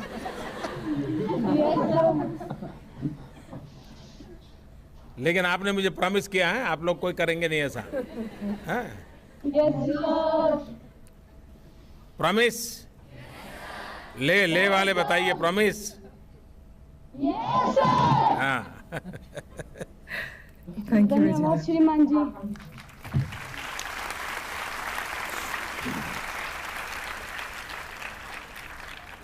अगला प्रश्न करना चाहते हैं दंतेवाड़ा से। आदरणीय प्रधानमंत्री जी नमस्कार। मैं अंजलि नवोदय विद्यालय दंतेवाड़ा में कक्षा 11वीं की छात्रा हूँ। सर मैं ये जानना चाहती हूँ कि हमारे बस्तर इलाके में बस्तर जैसे जनजातीय इलाकों में खासकर लड़कियों के लिए उच्च शिक्षा संस्थानों की बहुत कमी है, तो आप इसके लिए क्या उपाय करना चाहेंगे? मैं बस्तर के इलाके में बहुत दौरा मैंने किया हुआ है। दंतेवाड़ा पर मैं आया हुआ हूँ, और मैं छत्तीसगढ़ के आपके मुख्यमंत्री को इस बात के लिए बधाई देता हूँ कि उन्होंने बस्तर में शिक्षा के लिए बहुत नए इनिशिएटिव लिए हैं। इन दिनों तो कुछ मौलिक चीज़ें जो दंतेवाड़ा में ही हुई हैं, मैं मानता हूँ देश के शिक्षाविदों का ध्यान आने वाले दिनों में छत्तीसगढ़ में डॉक्टर रमन सिंह जी ने जो काम किया है उस पर जाएगा। ये बात सही है कि बालिकाओं की शिक्षा को बहुत प्राथमिकता देनी चाहिए। अगर देश को आगे बढ़ाना है, और महात्मा गांधी कहते थे कि एक बालक पढ़ता है तो एक व्यक्ति पढ़ता है, लेकिन एक बालिका अगर पढ़ती है तो 2 परिवार पढ़ते हैं, मायके वाले और ससुराल वाले, 2 परिवार पढ़ते हैं। और इसलिए, और इन दिनों हम देखते हैं हिंदुस्तान में कहीं पर भी आप देखिए, अभी गेम्स हो गई, उस गेम्स में आपने देखा होगा करीब करीब 50% मेडल जीतने वाली बालिकाएं थी। एजुकेशन में देखिए फर्स्ट 10 टॉपर्स देखिए हर स्टेट में 6-7 तो लड़कियां ही होती हैं, लड़के बहुत पीछे रह गए हैं। देश के विकास में इतनी बड़ी ताकत 50%, इसकी अगर शिक्षा दीक्षा होती है तो बहुत लाभ होने वाला है। और इसलिए मेरा भी बड़ा आग्रह रहता है कि गर्ल चाइल्ड एजुकेशन पे बल दिया जाए। और आज जो हम ये जो गर्ल चाइल्ड के लिए टॉयलेट बनाने के पीछे मैं लगा हूँ, क्यों? मेरे ध्यान में ऐसा आया था कि बालिका स्कूल जाती है, तीसरी चौथी कक्षा में आते ही स्कूल छोड़ देती है। पता चला क्यों छोड़ देती है, तो ध्यान में आता था कि बेटियों के लिए अलग टॉयलेट न होने के कारण उसको वहां कंफर्ट नहीं रहता था और उसके कारण पढ़ना छोड़ देती थी। इतनी छोटी सी चीज अगर किसी ने पहले ध्यान दिया होता तो शायद स्थिति और होती। और इन्हीं कारणों से मैं इन दिनों आग्रहपूर्वक लगा हूं, मैं हिंदुस्तान में हमारी सभी स्कूलों में बालकों के लिए, बालिकाओं के लिए टॉयलेट बने।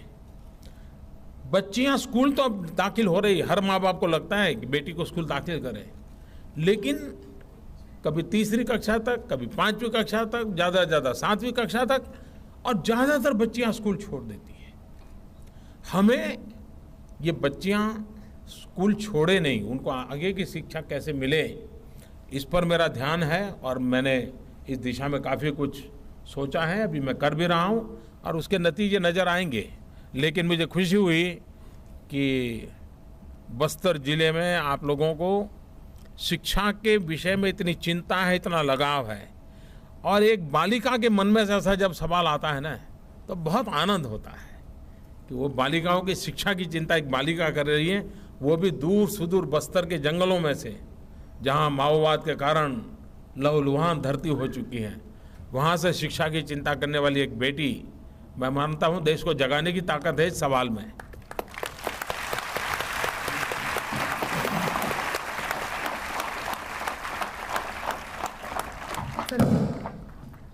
दो क्षेत्रों में अभी और बच्चे हैं, लेकिन यहाँ पर भी कुछ बच्चे हैं।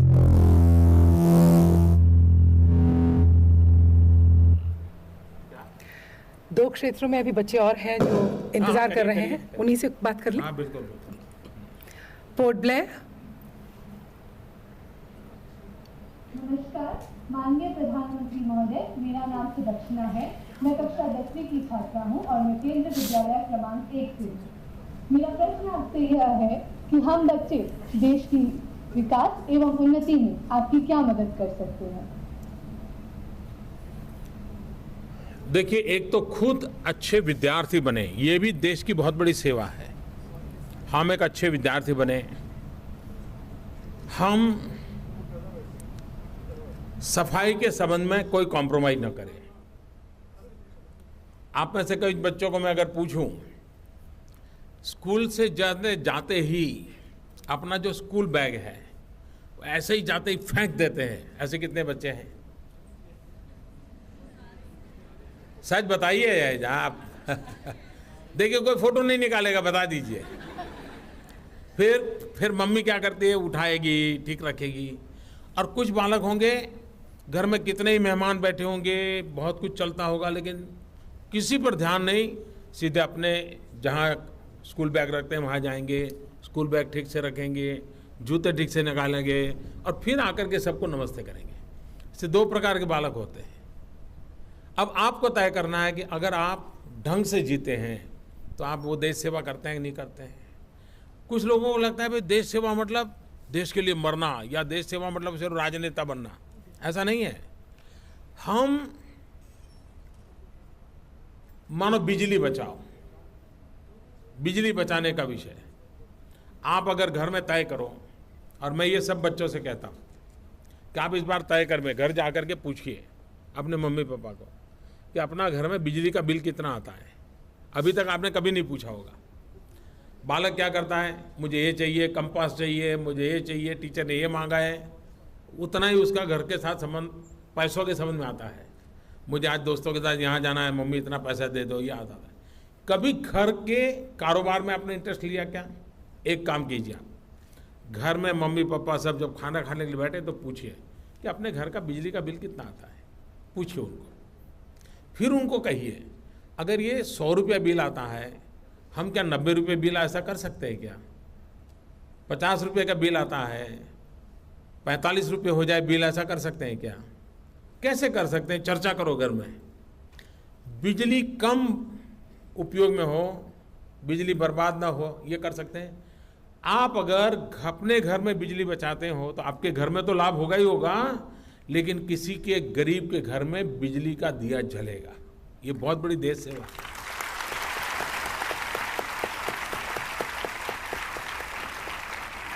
और एक पौधा लगा करके जो हम पर्यावरण की रक्षा करते हैं, वैसी अपना परिवार बिजली बचा करके उतने ही पर्यावरण की रक्षा कर सकता है। और इसलिए देश सेवा करने के लिए, समाज सेवा करने के लिए कोई बहुत बड़ी बड़ी चीजें करनी नहीं होती हैं। छोटी छोटी चीजों में देशभक्ति का प्रकटीकरण होता है, और उन छोटी छोटी चीजों पर हम ध्यान केंद्रित करें तो उससे बड़ी देश सेवा क्या होती है? वही बहुत बड़ी देश सेवा है।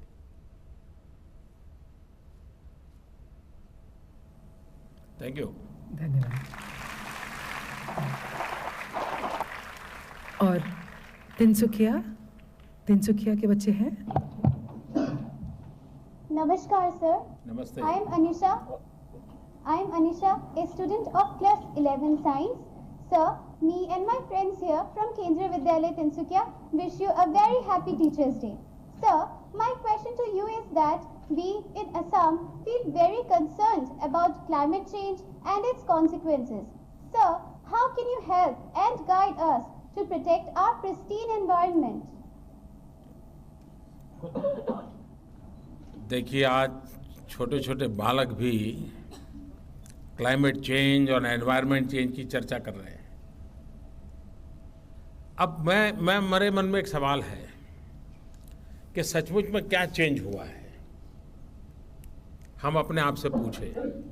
आपने देखा होगा कि हमारे गांव में जो बड़ी आयु के लोग होते हैं ना, 70, 80, 85, 90 साल के लोग, तो सर्दियों में अगर आप देखेंगे तो अक्सर कहते हैं कि पिछली बार से इस बार सर्दी ज़्यादा है, ऐसा कहते हैं ना।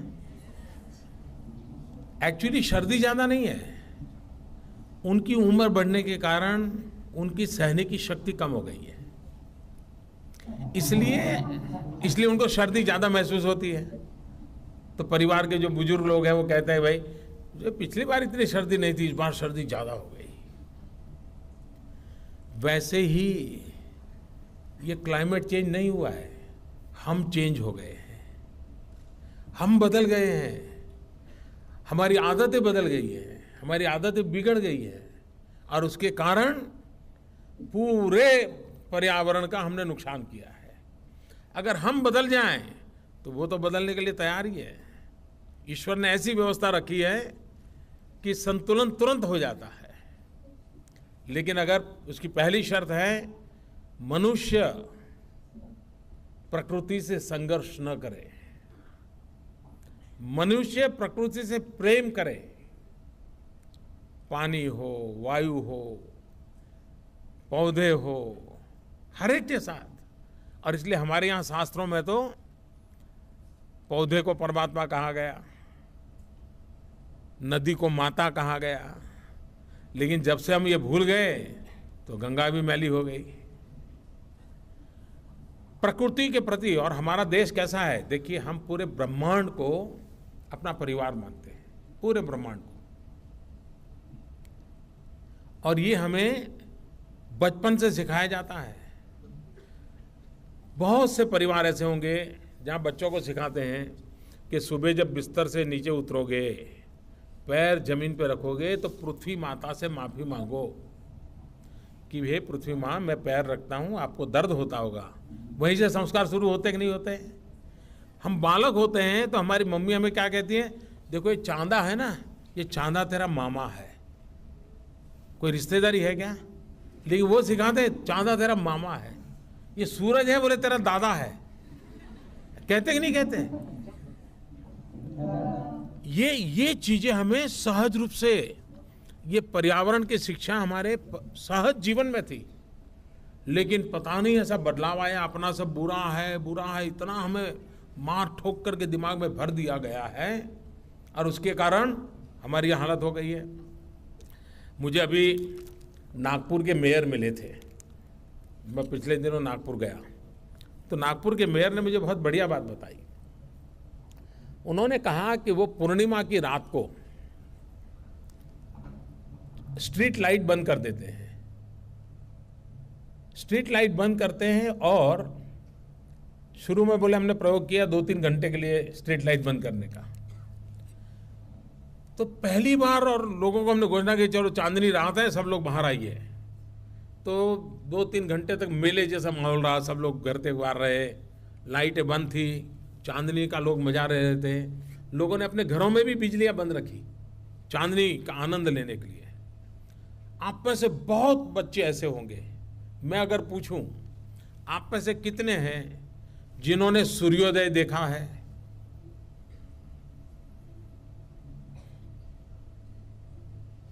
सचमुच में सूर्योदय देखा है, ऐसा नहीं कि भाई हाँ उजाला था और स्कूल जा रहे थे तो उजाला देखा। कितने हैं जिन्होंने सूर्यास्त देखा है? कितने हैं जिन्होंने चांदनी रात को भरपूर चांद देखा है? देखिए आदतें हमारी चली गई है, हम प्रकृति को के साथ जीना भूल चुके हैं, और इसलिए प्रकृति के साथ जीना सीखना पड़ेगा।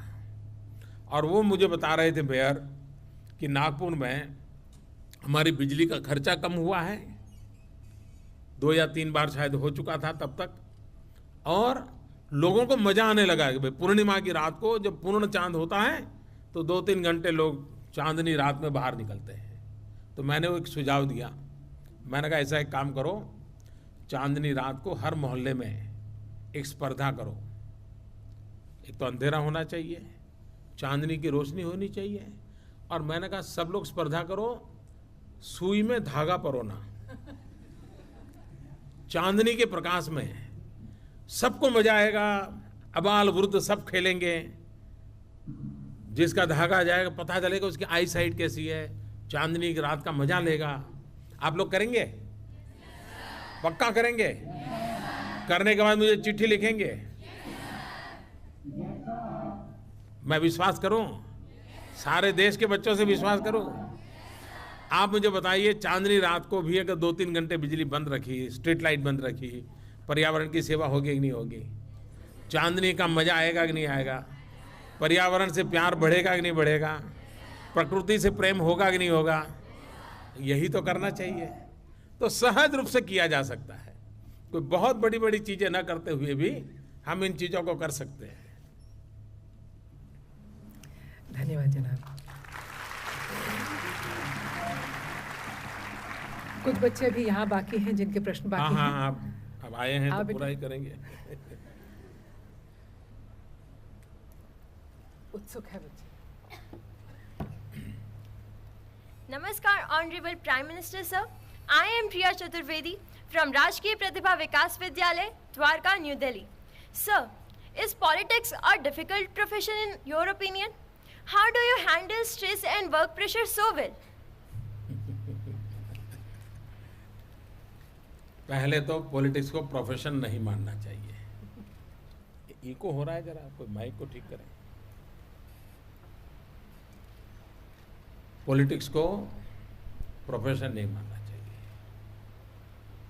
इसे एक सेवा के रूप में स्वीकार करना चाहिए, और सेवा का भाव तब जगता है जब अपनापन होता है। अपनापन नहीं होता तो सेवा का भाग नहीं जगता है। एक बहुत पुरानी घटना है। एक 5 साल की बालिका अपने 3 साल के भाई को उठा करके, बड़ी मुश्किल से उठा पा रही थी, लेकिन उठा करके एक छोटी सी पहाड़ी चढ़ रही थी। तो एक महात्मा ने उसे पूछा, बेटी तुझे थकान नहीं लगती? उसने क्या जवाब दिया? उसने कहा, ये तो मेरा भाई है। महात्मा ने फिर से पूछा, नहीं नहीं, मैं तुम्हें पूछने ही रहा हूं कि कौन है, मैं ये पूछ रहा हूं कि तुम्हें थकान नहीं लग रही क्या? तो उसने कहा, नहीं मेरा भाई है। तो महात्मा ने फिर से कहा, अरे मैं तुम्हें ये नहीं पूछ रहा हूं कौन है, मैं पूछ रहा हूं तुम्हें थकान नहीं लगती? तीसरी बार उसने कहा, अरे मेरा भाई है। तो महात्मा ने कहा, अरे भाई मैं सवाल पूछता हूं। उसने कहा, मैं आपका सवाल समझती हूं, मेरा भाई है इसलिए मुझे थकान नहीं लगती है। 5 साल की बच्ची।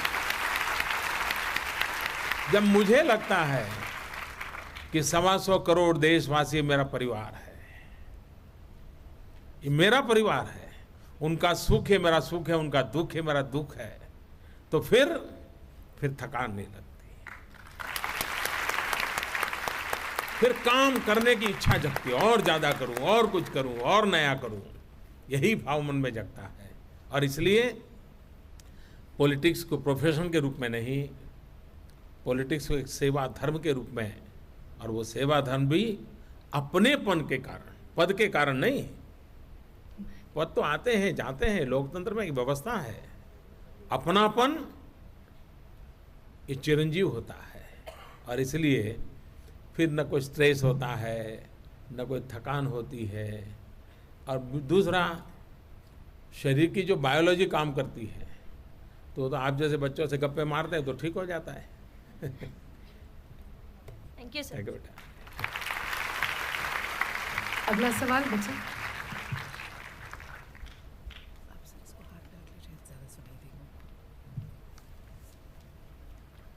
नमस्कार। नमस्कार आदरणीय प्रधानमंत्री जी, मेरा नाम सूरज दीवान है। मैं केंद्रीय विद्यालय आईने कॉलोनी का छात्र हूं और कक्षा 12वीं में पढ़ता हूं।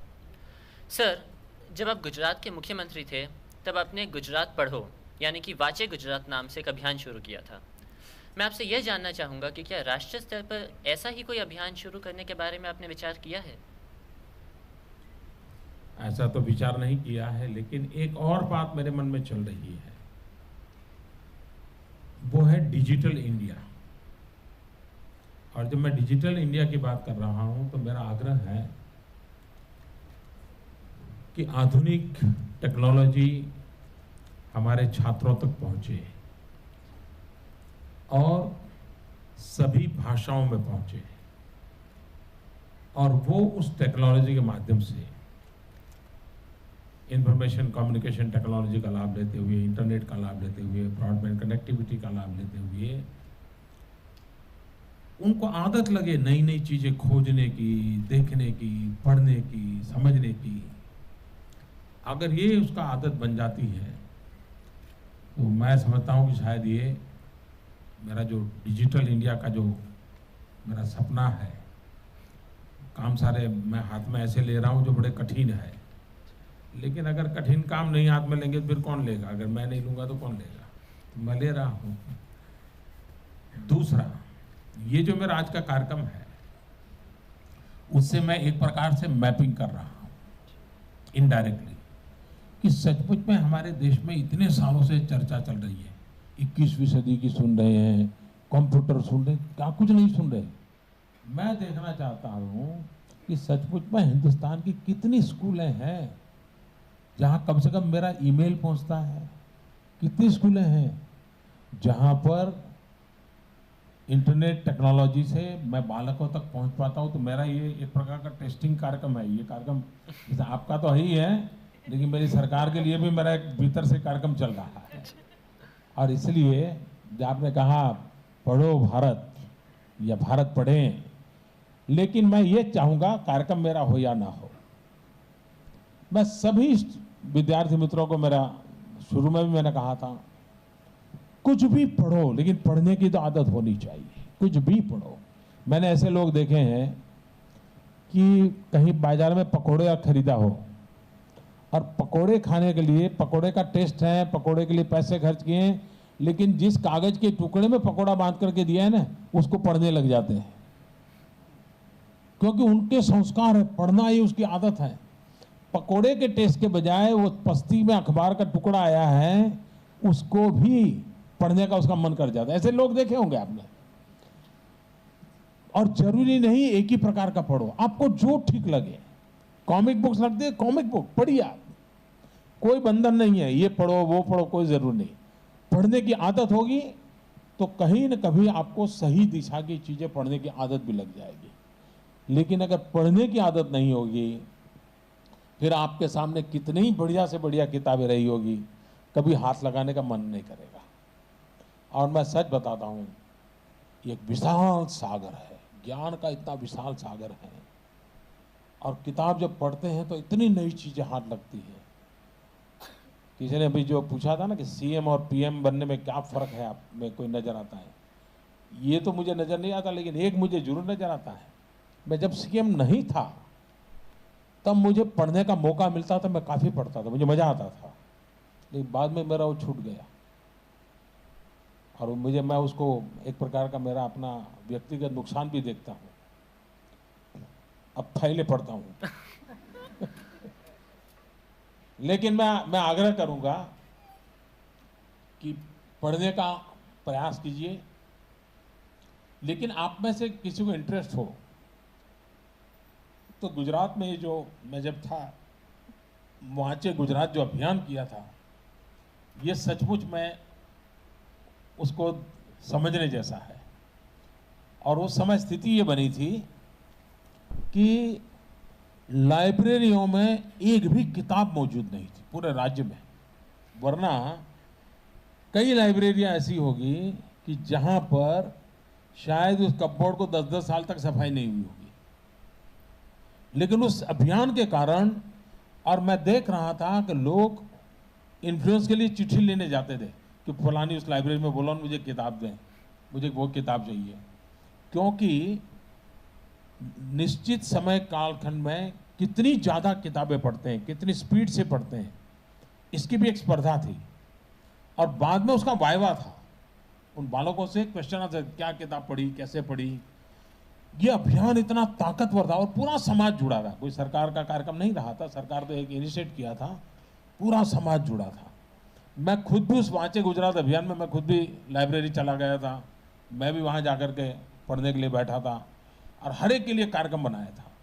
एक माहौल बन गया था पढ़ने का। और मैं चाहता हूँ कि पढ़ने का एक सामूहिक माहौल बनना चाहिए, स्कूल में भी कभी बनाना चाहिए। अपने स्कूल में ये सप्ताह चलो भाई लाइब्रेरी की किताब ले जाओ, पूरा सप्ताह यही चलना है, नई नई किताबें पढ़ो, ज़्यादा पढ़ो। 7 दिन के बाद जब पूरा हो जाएगा तो पूछेंगे 10 किताब कितने पढ़ी, 15 कितने पढ़ी, उसका वाइवा क्या था। तो ये अपने आप हर स्कूल अपना कार्यक्रम बना सकती है। लेकिन ये मैं आप में से किसी को इंटरेस्ट हो तो गुजरात से शायद आपको जानकारी मिल सकती है कि वो कार्यक्रम कैसा हुआ था, कितना बड़ा व्यापार, लाखों की तादाद में लोग इसमें लगे थे और करोड़ों करोड़ों आवर्स पढ़ाई हुई थी। तो अपने आप में एक बहुत बड़ा वो अभियान था। लेकिन मैंने भारत देशव्यापी इस कार्यक्रम के लिए तो सोचा नहीं है, लेकिन इस डिजिटल इंडिया के माध्यम से और शिक्षा क्षेत्र में टेक्नोलॉजी अधिक आए, हमारे बालक नई नई चीज़ें खोजने लगे, दुनिया को समझने लगे, ये मैं जरूर चाहता हूँ। Thank you. धन्यवाद सर। अगला प्रश्न।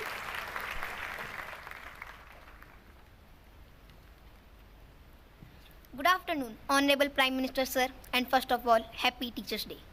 I am Deepak Yadav, student of class 11th stream science from Rajkeya Pratibha Vikas Vidyalay, Vasant Kund. Sir, in your speeches, you appeals to people to save electricity. In this regard, what is your expectations from us? How can we help in this? मैंने बताया, ऐसे और भी बहुत कुछ कर सकते हैं आप, लेकिन अनुभव ये है कि मान लीजिए हम पंखा चालू किया और अपने कोई दोस्त आ गए और हम बाहर खड़े हो गए, भूल गए पंखा बंद करना। अब ये हम ठीक कर सकते कि नहीं कर सकते?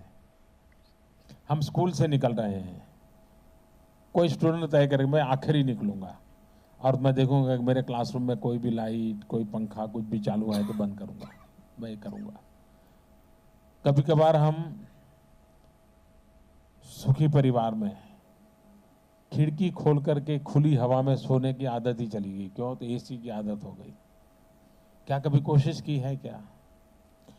बहुत छोटी छोटी बातें हैं, लेकिन अगर हम थोड़ा प्रयास करें तो ये भी, क्योंकि देखिए आज एनर्जी का संकट पूरा विश्व का है। कोयला, गैस, पेट्रोलियम, इस सब की सीमा है, तो बिजली उत्पादन कहाँ से होगी? तो कभी ना कभी तो बिजली बचाने की दिशा में हमें जाना ही पड़ेगा। और बिजली बचेगी तो जिनके तक बिजली पहुंची नहीं उनको पहुंचाने में वो कम से कम खर्चे से करने वाला काम है। तो बिजली का उत्पादन बहुत महंगा है, लेकिन बिजली बचाना बहुत सस्ता है। उसी प्रकार से इन दिनों सारे बल्ब टेक्नोलॉजी एनर्जी सेविंग वाली आई है। पहले आपके घर की ट्यूबलाइट में जितनी एनर्जी कंजम्पशन होता था, अब नए प्रकार की ट्यूब्स आई हैं, आपका एनर्जी सेविंग होता है, पैसे भी बच जाते हैं। और इसलिए ऐसे अपने परिवार में ये बात करनी चाहिए। और सिर्फ बिजली क्यों, पानी भी। हम ब्रश करते हैं और नलके से पानी चला जा रहा है, नल बंद करके भी तो ब्रश किया जा सकता है, फिर जरूरत पड़े। लेकिन हम पानी, कि हमें ध्यान ही नहीं होता है कि मैं इन चीज़ों को कर रहा हूँ, इससे नुकसान हो रहा है, क्योंकि हम उन चीज़ों को भूल गए हैं। फिर एक बार सारे शिक्षक अगर स्कूल में याद कराएंगे, सब परिवार में माहौल बनेगा और हम सब एक दायित्व लेकर के करेंगे तो ये काम होगा। ये ऐसा नहीं कि भाई कोई प्रधानमंत्री है तो वो कर लेंगे तो हो जाएगा, और प्रधानमंत्री अपने घर में कितनी बिजली बचाएगा। लेकिन अगर देश सब मिलकर के थोड़ा थोड़ा हम करते हैं तो बूंद बूंद से सागर बन जाता है, वैसे ही बन जाएगा। Thank you. अगला प्रश्न।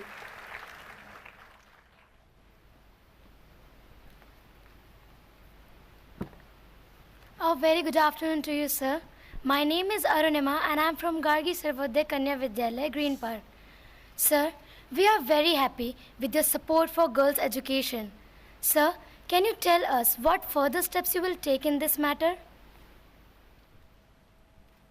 एक तो सबसे बड़ी जो चिंता का विषय है, 5वीं कक्षा के बाद बालिका को अपने गांव से दूसरे गांव पढ़ने के लिए जाता है तो माँ बाप भेजते नहीं है।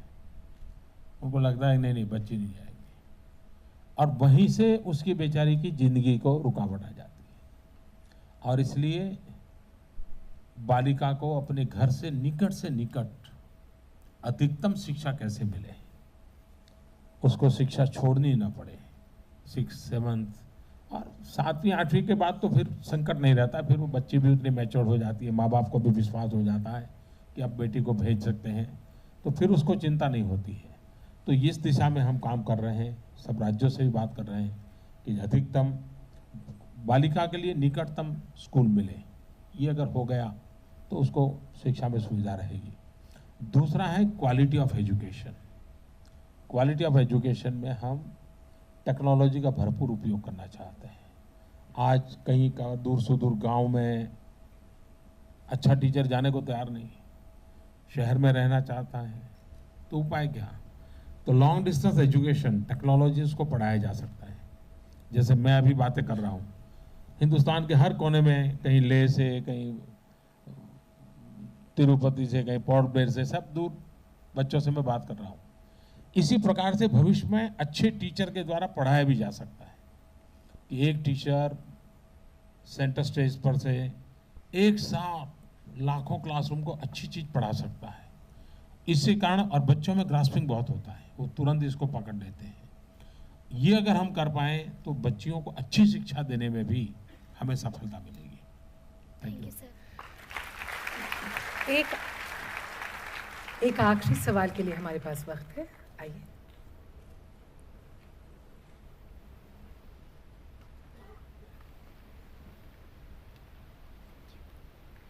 नमस्कार सर, माननीय प्रधानमंत्री जी, मेरा नाम शिवांगी है। मैं एनडीएमसी नवयुग स्कूल लक्ष्मीबाई नगर की छात्रा हूँ। सर, हमारे देश में रोजगार की समस्या बनी हुई है। सर, क्या आप स्कूल्स में रोजगार परक शिक्षा यानी स्किल डेवलपमेंट को बढ़ावा देने का सोच रहे हैं? सारी दुनिया में समृद्ध से समृद्ध देश भी एक बात पर बल दे रहे हैं, स्किल डेवलपमेंट। एक घटना सुनाता हूं मैं, उससे आपको ध्यान में आएगा कि स्किल डेवलपमेंट का कितना महत्व है। आप लोगों ने आचार्य विनोबा भावे का नाम सुना होगा। महात्मा गांधी के चिंतन पर उन्होंने देश की बहुत सेवा की। उनके एक साथी थे दादा धर्माधिकारी, वो भी बड़े चिंतक थे। और दादा धर्माधिकारी की छोटी छोटी घटनाओं की किताबें हैं, पढ़ने जैसी किताबें हैं। तो दादा धर्माधिकारी ने एक प्रसंग लिखा है, बड़ा इंटरेस्टिंग प्रसंग है। कोई एक नौजवान उनको मिलने गया और उसने कहा कि दादा कुछ नौकरी का करिए। वो पहचानता था उनको, मेरे लिए कुछ नौकरी के लिए कुछ कीजिए, किसी को बता दीजिए उनको। तो उन्होंने पूछा, भाई तुम्हें क्या आता है? तो उसने कहा, मैं एमए हूँ। तो कहा, नहीं तुम एमए हो, तुम्हें क्या आता है? तो कहा, मैं एमए हूँ। तो कहा, नहीं भाई एमए हो वो तो बराबर तुम्हारी डिग्री है, तुम्हें क्या आता है? नहीं बोले मैं एमए हूँ। तो उन्होंने कहा, भाई तुम एमए हो, तुम पढ़े लिखे हो सब, तुम्हें आता क्या है? तुम्हें नौकरी कहाँ दिलवानी, तुम्हें जानू तो। तो उन्होंने कहा, नहीं मैं एमए पास हूँ ना। उन्होंने कहा, भाई लेकिन तुम ये तो बताओ तुम्हें आता क्या है? फिर उन्होंने उसको आगे बढ़ाया। उन्होंने कहा, अच्छा भाई बताओ, उस समय तो टाइपराइटर था, कंप्यूटर नहीं था, तुम्हें टाइपिंग करना आता है? नहीं बोले वो तो नहीं आता। तो ड्राइविंग करना आता है? नहीं बोले ये नहीं आता है। तो खाना पकाना आता है? नहीं बोले वो भी नहीं आता है। तो बोले कमरा वमरा साफ सफाई करना आता है? नहीं बोले वो भी नहीं आता है। तो बोले तुम एमए हो लेकिन करोगे क्या? ये दादा धर्माधिकारी ने अपना एक संवाद लिखा है। कहने का मतलब ये है कि हमारे पास डिग्री हो, उसके साथ साथ हाथ में हुनर होना बहुत जरूरी है, स्किल होना बहुत जरूरी है। और इसलिए हर बालक के व्यक्तित्व के विकास के साथ उसको स्किल डेवलपमेंट का अवसर मिलना चाहिए। हमारे देश में सब बच्चे कोई हायर एजुकेशन में नहीं जाते। 7वीं में बहुत सारे बच्चे स्कूल छोड़ देते हैं, 10वीं में आते आते और छोड़ देते हैं, और कॉलेज में और बहुत अच्छी यूनिवर्सिटीज में जाने वाले तो बहुत कम बच्चे होते हैं। एक गांव में से मुश्किल से 1 या 2 बच्चे जाते हैं। तो बाकियों का क्या? उनके लिए आवश्यक है स्किल डेवलपमेंट। अच्छा, दूसरी तरफ क्या है? एक तरफ नौजवान है बेचारा, रोजगार नहीं, और दूसरी तरफ आपके घर में नलके में गड़बड़ है और आपको प्लम्बर चाहिए तो प्लम्बर मिलता नहीं, आपको अच्छा ड्राइवर चाहिए, ड्राइवर मिलता नहीं। क्यों? तो लोग नहीं है क्या? लोग हैं, लेकिन जैसे तैयार करना चाहिए से तैयार नहीं किए गए हैं। अगर हम अच्छे ड्राइवर तैयार करें तो लोगों को अच्छे ड्राइवर मिलेंगे, हम अच्छे कुक तैयार करें लोगों को अच्छे कुक मिलेंगे, हम अच्छा गुलदस्ता बनाने वाले तैयार करेंगे तो गुलदस्ता बनाने वालों की संख्या बढ़ेगी। स्किल डेवलपमेंट ये विकास के लिए, किसी भी नौजवान को रोजगार के लिए, और किसी भी देश के लिए ये बहुत ही आवश्यक है। दूसरा, स्किल डेवलपमेंट नॉट नेसेसरी कि इसी लेवल का हो, रिक्वायरमेंट के अनुसार हो सकता है। जिस क्षेत्र में औद्योगिक विकास होता है तो जिस प्रकार के लोगों की ज़रूरत पड़ती है, अब जैसे मैं जब गुजरात में था तो नैनो कार वहाँ बनना शुरू हुई, तो मैंने उनसे कहा, मैंने कहा ये अगल बगल के जो ITI की हैं उसमें आप अपना एक सिलेबस शुरू कीजिए ऑटोमोबाइल का, नैनो वाले ही करें, और वहाँ के बच्चों को आप ऑटोमोबाइल का ITI का ट्रेनिंग दीजिए। साल भर में आपकी कंपनी खड़ी हो जाएगी, साल भर में उस बच्चे की ट्रेनिंग हो जाएगी। तो उन्होंने वो सारे कोई 15-20 किलोमीटर के रेंज में जितने ITIs थे वो ले लिए और वहाँ के बच्चों को ऑटोमोबाइल पढ़ाना शुरू किया। इधर कंपनी बन गई, उधर वो बच्चे तैयार हो गए, तुरंत उनको नौकरी मिल गई।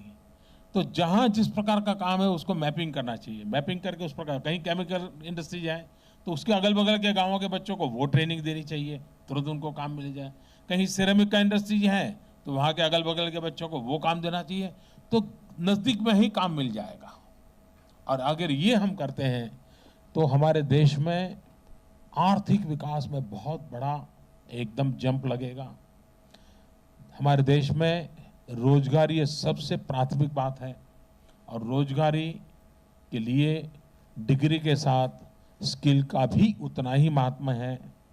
और ये अगर हम करने में सफल हुए, आने वाले दिनों में जो हमने कार्यक्रम उठाए हैं उसी बात को लिए ये सरकार ने अपना स्किल डेवलपमेंट का एक अलग मिनिस्ट्री बनाया है, अलग मंत्री बनाया है। तो उसको लेकर के हम फोकस एक्टिविटी कर रहे हैं और जिसका परिणाम बहुत ही निकट भविष्य में देखने को मिलेगा। थैंक यू बेटा। Thank you. आपको इस अच्छा, सारे देश भर के मेरे बाल मित्रों, मुझे अच्छा लगा, काफी विविध प्रकार के सवालों का मुझे सामना करना पड़ा, जवाब देने पड़े, लेकिन कुछ सवाल ऐसे थे जो मुझे लगता है कि कहीं मुझे डर लगता है आपके भीतर का बालक मुरझा तो नहीं गया है। बालक के सवाल बालक जैसे होने चाहिए। हमारे भीतर के बालक को कभी मुरझाने मत दीजिए। भीतर के बालक को जिंदा रखना चाहिए। वो आपको जिंदा रखता है और इसलिए हंसते खेलते, ये उम्र ऐसी है बच्चे जिसमें बहुत कुछ नया जानना समझना हिम्मत होती है। छोटा बालक दीवार पे चढ़ना है तो डरता नहीं है, वो उसका मन करता है, चढ़ पाए नहीं चढ़ पाए अलग बात है, कोशिश करता है। वही तो बालक मन की ताकत होती है। वो जितना आप जी पाएंगे जिंदगी जीने की, वो एक बहुत बड़ी औषध आपके जीवन के साथ जुड़ जाएगी और इसलिए हम उसको लिए प्रयास करें। आज डॉक्टर सर्वपल्ली राधाकृष्णन जी को हम श्रद्धांजलि देते हैं, नमन करते हैं और हमारे सभी शिक्षकों के प्रति हम आदर व्यक्त करते हैं। और आदर ऐसा नहीं, हमेशा मैं पहले स्कूलों में जाता था, लेक्चर वेक्चर देने के लिए बहुत जाता था, मेरे पास और कोई काम धाम था नहीं, तो यही करता रहता था। तो मैं स्कूल में कभी पूछता था, मैं कहता था भाई साल में आप अब तक कितने बालकों को पढ़ाया होगा? तो कोई टीचर बताता था कि मैं 10 साल से नौकरी कर रहा हूँ, मेरे हाथ के नीचे से 500 स्टूडेंट पढ़ करके गए हैं, कोई कहता है 700 स्टूडेंट पढ़ के गए हैं। मैं पूछता था, इन 500 स्टूडेंट आपके पढ़ के गए, 700 पढ़ के गए, उनकी शादी हो गई क्या? तो बोले हाँ काफियों की हो गई। तो इतने से आपको शादी में कितना ने बुलाया होगा? मैं हैरान था, मुश्किल से 1 या 2 स्टूडेंट थे जिसने अपने टीचर को अपनी शादी में बुलाया था। मतलब कितना कट ऑफ है।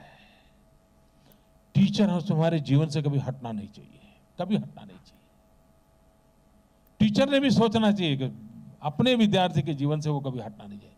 उसके जीवन का कोई भी शुभ अवसर हो, उसको जैसे अपने रिश्तेदारों को बुलाने की इच्छा हो, वैसे ही उसको सबसे पहले अपने टीचर को बुलाने की इच्छा होनी चाहिए। ये नाता बनना चाहिए। यहाँ कई टीचर आज मुझे सुन रहे होंगे, उनके मन में सवाल उठेगा, हाँ यार इतने विद्यार्थी पढ़ करके लिए वो पूछता ही नहीं है, वो कौन सा रिश्ता था, क्या कमी थी? उस कमी को भरना, ये अपनापन। और जब उसके जीवन में कोई विकास हो तो उसका मन करे। अमेरिका पढ़ने चला गया होगा, अमेरिका में बहुत बड़ी अच्छी नौकरी करता होगा, वो भी कभी चिट्ठी लिखे कि सर मैं आपका स्टूडेंट हूँ, अब मैंने अमेरिका में ये पोजीशन पाई है, मैं आपको बता करके आनंद होता है, इसलिए मैं आपको चिट्ठी लिख रहा हूँ। कितने टीचर को चिट्ठी आती होगी? शायद किसी को अपना स्टूडेंट प्रगति करे, जब उसके टीचर को बताने का उसका मन करे, ऐसी छवि, ऐसे फुटस्टेप्स वो बालक के जीवन में रहें। ये अगर टीचर करता है, टीचर और बालक का नाता इस प्रकार का बनता है, तो मैं नहीं मानता हूं कि व्यवस्थाएं कभी रुकावट बनेगी, इंफ्रास्ट्रक्चर कभी रुकावट बनेगा। जिंदगी बदलने के लिए ये अपने आप में बहुत काफी होगा। एक माली पढ़ा लिखा नहीं होता है, जिस बगीचे में काम करता है वहां जो खाद डाला जाता है उसकी दुर्गंध होती है, लेकिन उसके अंदर सामर्थ्य होता है कि भगवान को भी पसंद आए ऐसे फूलों का वो सर्जन कर देता है। एक अनपढ़ माली भी ये कर सकता है। तो हमारे पास तो कितने फूल परमात्मा ने दिए हैं, उन फूलों को हम कैसे संवारें, उन फूलों को भारत माँ के गले में कैसे अर्पित करें, ये अगर सपना हम टीचरों का रहेगा, मैं मानता हूँ हम देश और दुनिया को, ये देश बहुत कुछ दे सकता है। डॉक्टर राधाकृष्णन जी के जीवन से हम यही प्रेरणा लें और हम भी कुछ करें। मुझे आप सबसे मिलने का अवसर मिला, देश भर के बालकों से बातचीत करने का अवसर मिला। मेरे लिए ये सबसे संतोष का काम है। मैं जब गुजरात में मुख्यमंत्री था तो बच्चों को स्कूल ले जाने का कार्यक्रम करता था। फर्स्ट डे जब स्कूल ओपनिंग होती थी तो मैं खुद गांव में जाता था जहां एजुकेशन ना हो, और वहां तो उस समय 45 डिग्री टेम्परेचर रहता है जून महीने में। 45 डिग्री टेम्परेचर में मैं गांव जाता था, बच्चों को घर घर जाकर के स्कूल ले जाता था। और मैंने एक बार कहा था भाषण में, मैंने कहा कि मुख्यमंत्री के नाते शपथ समारोह का मुझे जो आनंद आता था उससे ज़्यादा आनंद उस गांव के गरीब की बेटी को स्कूल में दाखिल करते समय मुझे आता है। ये मेरा मिजाज है, इस मिजाज को लेकर के हमें आगे बढ़ना है। बहुत बहुत शुभकामनाएं, बहुत बहुत शुभकामनाएं। धन्यवाद। एक अनन्य शिक्षक दिवस रहा। आज की अनुभूति में मुझे विश्वास है कि हम सभी कुछ अनोखी यादें लेते जा रहे हैं। सभी विद्यार्थियों, शिक्षकों तथा सभागणों की ओर से आपका हमारा हार्दिक धन्यवाद।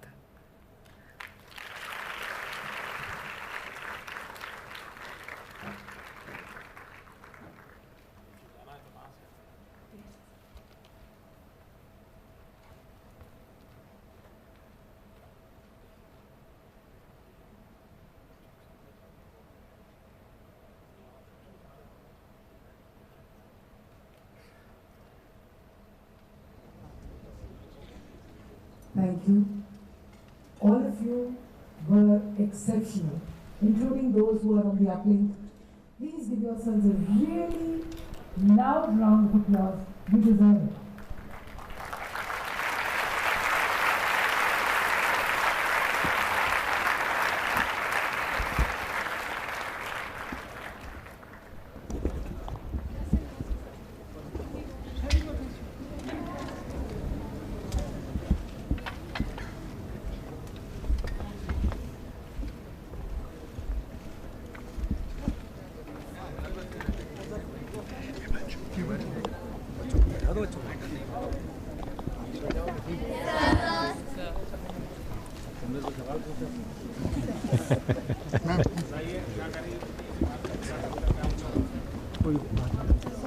क्या करेंगे, क्या करेंगे?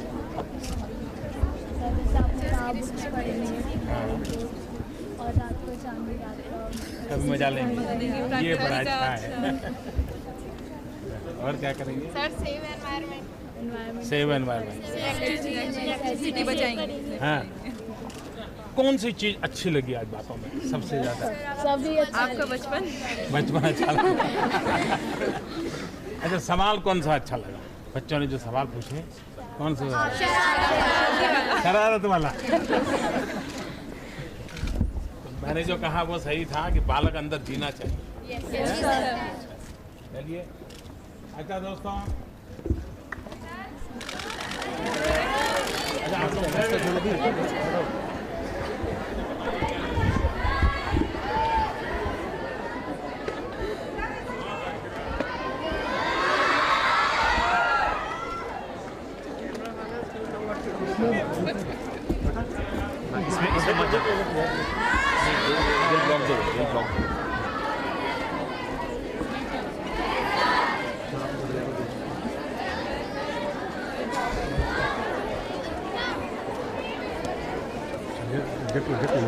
ले लो।